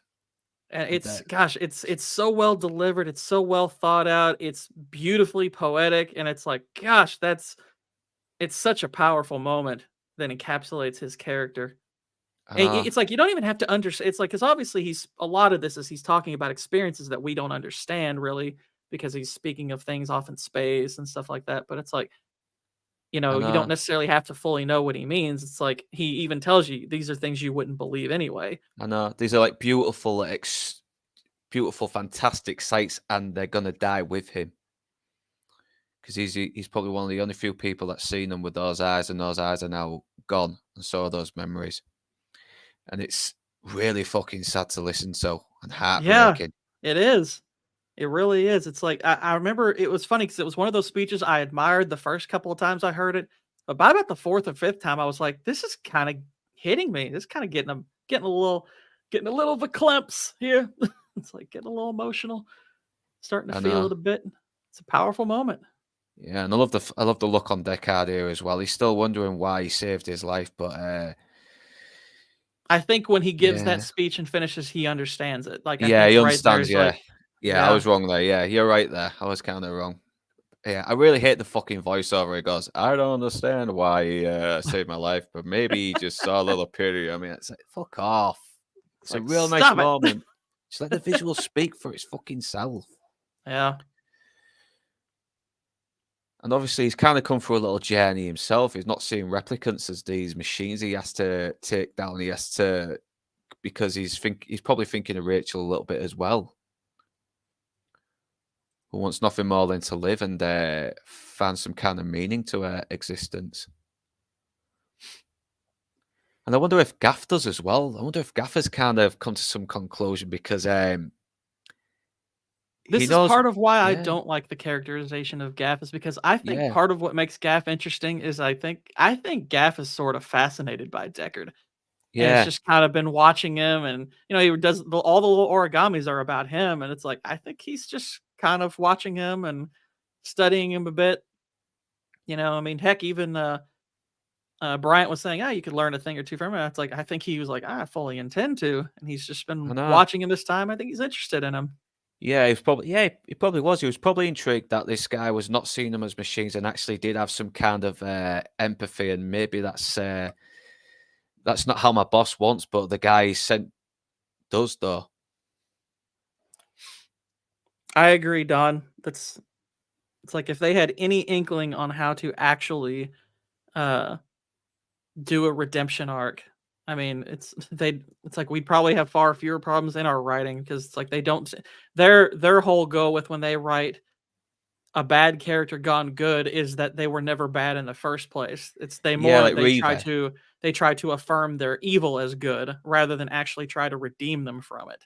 Yeah, no, like fucking Reva. She killed innocent people, and it was like, oh, she was a good person all along. It's like, no, No. no, It's no, like, no, no, fuck she's off. not. She's a awful human being. Yeah, Captain Marvel pretty much committed fucking genocide in the Marvels, and yeah. Yeah. He said, "Well, I Like, tried to make up for it." It's like, yeah, but we didn't see no flashbacks that actually confirm that she generally did try to. Lord, she just says it in a line, and it gets glossed over, and it's stupid. but hey, she feels bad. And so it's fine. Yeah, As long yeah, as you not feel bad. Yeah, and what she does, she just reignites the sun, and that's it. It's like, well, why the fuck didn't you do that earlier then? You're like, Yeah, she's you're like like, the well, most I've never tried that before. Like she was aware she might be able to, but hadn't. I was like, well, why didn't you give it a shot I back know, then when they were all dying? You bellend. 20 fucking years, over 20 fucking years. Fuck off. Get some better writers. Damn. You know what's sad though? That movie is significantly better than Madam Web. It's Oh, is like it? a lot better. Like I rated I rated the Marvels like a 3 out of 10. Madam Web is a lot worse. I was like, wow, this is horrible. I'm still racking my brain if there's anything redeemable about it. It's preposterous and boring at the same time. The Marvel's dumb as it was, I still laughed while I was watching it. It was stupid and idiotic, but it was unintentionally hilarious. Yeah, Madam I did Web is laugh. I just did laugh at the boring. cats fucking. I did laugh at the cats fucking swallowing people and how it's played out like a fucking horror scene. But Yeah, it's like there are yeah, funny things about the Marvels intentionally or otherwise. Most of it's unintentional, but Madam Web doesn't even have a lot that's unintentionally funny. It's just awful. I know. It's Probably just yes. awful and boring. Probably Sydney Sweeney's boobs are worth watching, and that's about it. Do what now? Yeah, Sydney Sweeney's boobs. She's No, she's covered. She is the oh man, most modestly dressed person in the film. damn. She gets her tits out So in if loads you of were other looking, films. if you were Though. looking forward for that, there's really none of that in it. You know, it's not. It doesn't sexualize the girls at all, which I was like, okay, that's fine. I don't necessarily need you to and everything, but Oh, there's no visual eye candy of any kind. Like there's a couple of crappy action scenes and whatnot, but it's a terrible film. It's so bad. yeah. It is so bad. Check out Blow Collar Lows and Low Toxic's video on Madam Web. I was fucking Whew. pissing myself laughing. I really was. It left me with so many questions. I was like, oh boy, this is bad. I need to I'm watch like, it. someone's gonna get about a 4 or 5, 6 hour essay out of that. I'm sure if they want to, it's there. Yeah, as much as I like doing films about good films, sometimes you gotta do the bad ones because they do get more clicks in, unfortunately. And I kind of want to keep a nice little balance. I do films I want to talk about, but at the same time, do the clickbaits, but not too much because I don't want to just be clickbaiting all the fucking time. Don, you want to know the amazing thing? I wouldn't even know what to spoil about Madam Web. Barely anything happens. I'll tell you, it's the only kind of funny thing throughout the film is that the bad guy looks like Hassan Piker. He looks like that's the only thing that I was getting a little bit of amusement out of is that the bad guy looks like Hassan Piker. Yeah, but we got to review bad films as well. I mean, not just for the clicks because we got to call out bad movies. It's our jobs, isn't it? It's our jobs. Well, As, I ain't gonna lie, YouTube it's movie pretty reviewers. fun. It's pretty fun. It's fun to laugh at a bad movie. I do have fun making. I do have more fun making videos on bad movies though. But I don't want to just do that. I want to have fun doing good movies as well. Mm-hmm. Yeah. Yeah, I know my next after my next Rings of Power video, I'm gonna do some good movie stuff rather than bad. Yeah. I'm going to try and do Argyle. I'm going to try and do No Time to Die, then do Argyle, and maybe do a classic again. And yeah, obviously, I imagine Argyle is going to be rough. I've heard some things about it. I know. Is it worse than Madam Web? I haven't seen it, but I from what I've heard about it, it sounds almost as bad, but probably not quite as. But I've heard it's pretty terrible. I can sort of see it just being a bad movie, but not a bad woke movie. But I need to see it for myself. I don't know. Yeah, I have. Well, no, it is. It's got. Well, I don't know if I should spoil kind of the big plot twist of it, but don't spoil it for me just yet. It's pretty woke. It's got a bit of that in it. I don't know how overt it does it message wise, but it's yeah, it has a bit of that in it, more than a bit even. But yeah. Madam Web, I would say it's not. Madam Web isn't even really necessarily that woke or anything. I don't even know if it's woke at all. It's just terrible. Yeah, it's just terrible. That's more what it is. It's just an awful film. I just have to check it out. So obviously, Gaffer's. It's obviously seems like Gaffer's threatened that he's going to be killing Rachel, and or someone has been sent to kill Rachel. So Deckard comes back to the apartment. He's suspicious of what's happening, and he's making sure no one is, and he sees Rachel. She's seemingly dead, but no, She's awake. She's fine. She's Yeah, he finds her like the cover's like completely draped over her face, almost I know. like a shroud. It's like, oh dear. But Yeah, I she's don't know okay, I anyone who would think. do that in real life, but I think it's just there for dramatic purposes.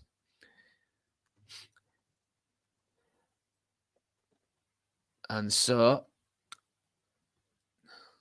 it looks like they're about to go off and live their lives and probably be hunted for a long time. But he finds the Yeah. origami, and it Yeah, seems Gaff so has been there. Gaff has been there, but he let her live. Yeah, And and he sees the unicorn, which I mean, obviously, I think once he saw, okay, she's there, he's like, okay, Deckard's gonna be on the run, and I think he sympathizes with him a bit. I think he's like, yeah, I'll let him go. So it's an interesting insight into Gaff's character that, cold as he appears, he's not inhuman. It's like yeah, I think part of the job is like he's one of those types where it's like he's fine with the job, but also he understands what it does to you, and he's like, I'm fine letting this guy yeah, walk like away. being with Deckard has a sort of like set a light off in his head, like something he Mhm. never thought of, like another point of view. And then But yeah. they lift the elevator doors shut. Yeah, that fucking great soundtrack. And yeah, it's definitely a film that has grown on me over the years, and I'm starting to love more and more as the years go on, especially as I get Mhm. older. And it's hard to. It's the type of movie that it's atmosphere and it's music and everything, but it's very relaxing. It's the type of movie that I could stay up and just watch all the way through, or I could doze off to, fall asleep if I'm trying to. It's a very comfortable movie to watch. Yeah, it's a film I always prefer to watch on the night. You know, it just I could never watch it during the day. I don't think the atmosphere would feel right watching it Yeah, when it's it's all definitely not a sunny out daytime there. movie. No, 'cause it's all noirish. It's all dirty. It's harsh. It's bleak, and Mhm. you can't help but revel in the bleak. I mean, if it's a rainy day, okay, that's fine, but this is generally a great nighttime movie. Yeah, I think Lance might pop in for a little bit, but I don't know. It's because we're at the end, and are you You're sure, running man? out of time, Lance. Yeah. Like I said, I'm gonna start arranging these streams to be a little bit more later, you know, and that way I can get maybe Lance on a bit more, because it would have been good to have him on as well as a filmmaker himself. He can really bring another point of view about this film, and he's obviously a fan of it as well. Yeah. But yeah, this is And I love it. It's such a great movie. Such a great movie. yeah, I like And it like on you really said, it's cold it's days definitely too. one that grows on So a lot of people. I know, and like I said, there's so many great layers to it. Is that you can have many different conclusions to where the characters react to each other, and what the point of views are. Like we see plenty of like facial expressions on Deckard when he guns Zora down, and you can tell he fucking hates himself. He's not happy with this job. He's doing it Mhm. because he's forced to do it, and he hates himself even more that he's helpless to do it because yeah, it's. But can people in chat actually establish what Bryant meant by little people? Has he got information on him that he could blackmail him with or convict him with that is let slip by over in the past? I don't I mean, know. if I had to guess, I mean, the impression I get is that this is kind of a police state, uh, where like they are the ultimate authority, and if they're like, hey, if you're not going to do what we say, we can mess your life up, whether that means killing you or just, you know, taking away everything you have. But my impression is that it'd be killing him, because it's like, if you look at the way Deckard lives, it's like, what the heck does he have to lose, Yeah, other than his life? But and that's actually very, kind of part of the point of his characters. He doesn't have a lot to live for until he meets Rachel. And, yeah, part of the interesting theme about, his, like I said, a lot of this movie is about figuring out what it means to be human. And as far as Deckard is concerned, he is kind of another cog in the system. He does exactly what he's told to do. It's not until, he defies those orders and, finds someone else to live for that he starts to become more human. yeah, exactly. And Rachel has definitely helped that as well because, like we see earlier, he's very cold to her, saying, that's all those memories are terror. They're just implants. You're a replicant, and then he sees his hair a woman, not a replicant. Mm-hmm. Yeah, he sees Well, her as there's a a woman. lot of questions you could Yeah. ask about. It's like, okay, let's say, all right, so all your memories are from some other person. Okay, but that doesn't change, it's like, okay, that was your starting point. Where have you gone? It's like, what have you done and where have you gone since then? It's kind of like you taking on your parents' DNA and being raised a certain way. It's like, okay, but where do you go from there? It's like not merely a product of your upbringing. It's like, what do you do with it after? Exactly, and but with Deckard, she could probably get more of an. She could probably get more meaning in her existence now. Like she's not, and she can have a life with him. Mm-hmm. And But some people like, if this were, another kind of film where Rachel was like a regular person and everything, it's like her saying that quickly that she loves him and that she trusts him. It's like, wow, that quickly. It's like, no, it makes sense for her character to be thinking that way. This is really the first person that's ever done anything for in yeah, reality. And it's like, yeah, it does make sense that she feels this way. yeah, no, and he's even going out of his way to protect her, even though it could probably bring more trouble towards him. Mm-hmm. And yeah, that's Blade Runner. I don't think there's anything else we can go on a bit more that we haven't said already. And is there any more you can bring to the table, Gord, before we finish? No, I mean, I think we squeezed the orange pretty good there. Yeah, it's yeah, I think it's one of the best films of the '80s. So you all can fully expect that it's going to pop up again on Tuesday on my show because it's like I I'll said, it's try my and watch it. I'll try and watch it. I will if I can.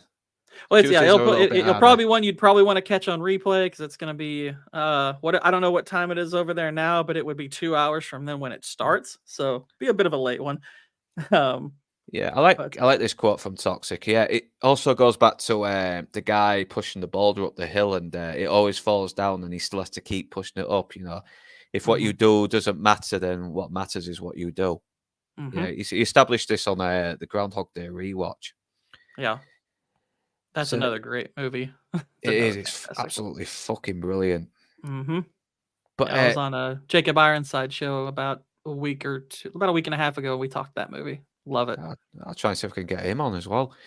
It's and it's a shame that it got bastardized in the back in 1982, just being cut down and having that bloody voiceover. It's because Harrison Ford was dead against it because, like you said, having a detective that's barely shown detecting, and he seems to be very smart back in the day before he started shitting all over his characters.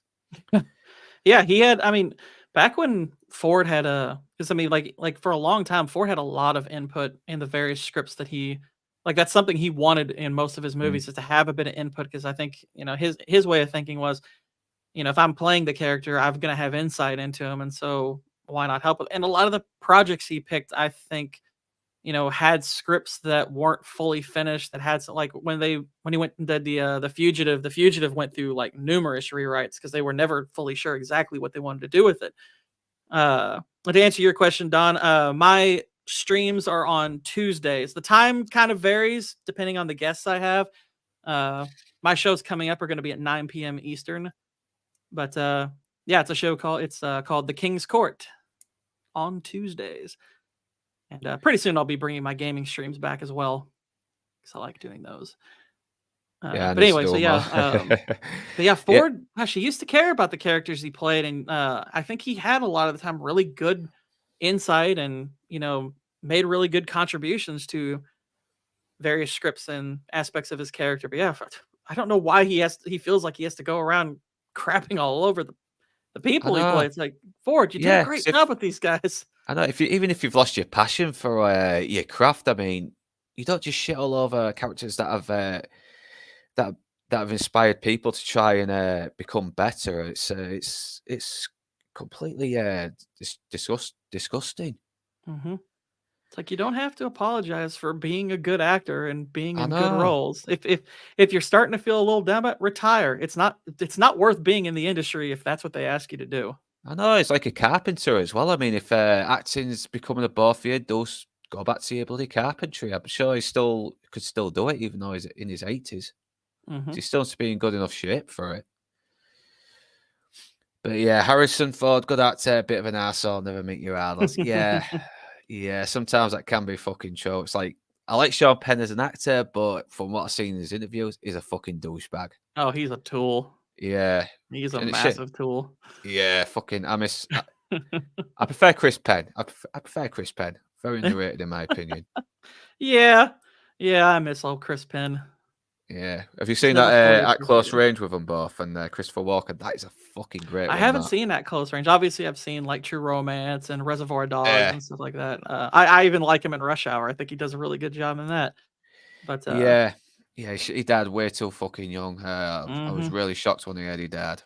But yeah, you've already established what you've got lined up for your subscribers or future subscribers. But, Mhm. so yeah, I think that'll be it for now. Me, I'm gonna try and see if I can do No Time to Die next week, but next week I think I'm on with Fan Dad Menace discussing The Thing, the 1982 Nice. John Carpenter classic.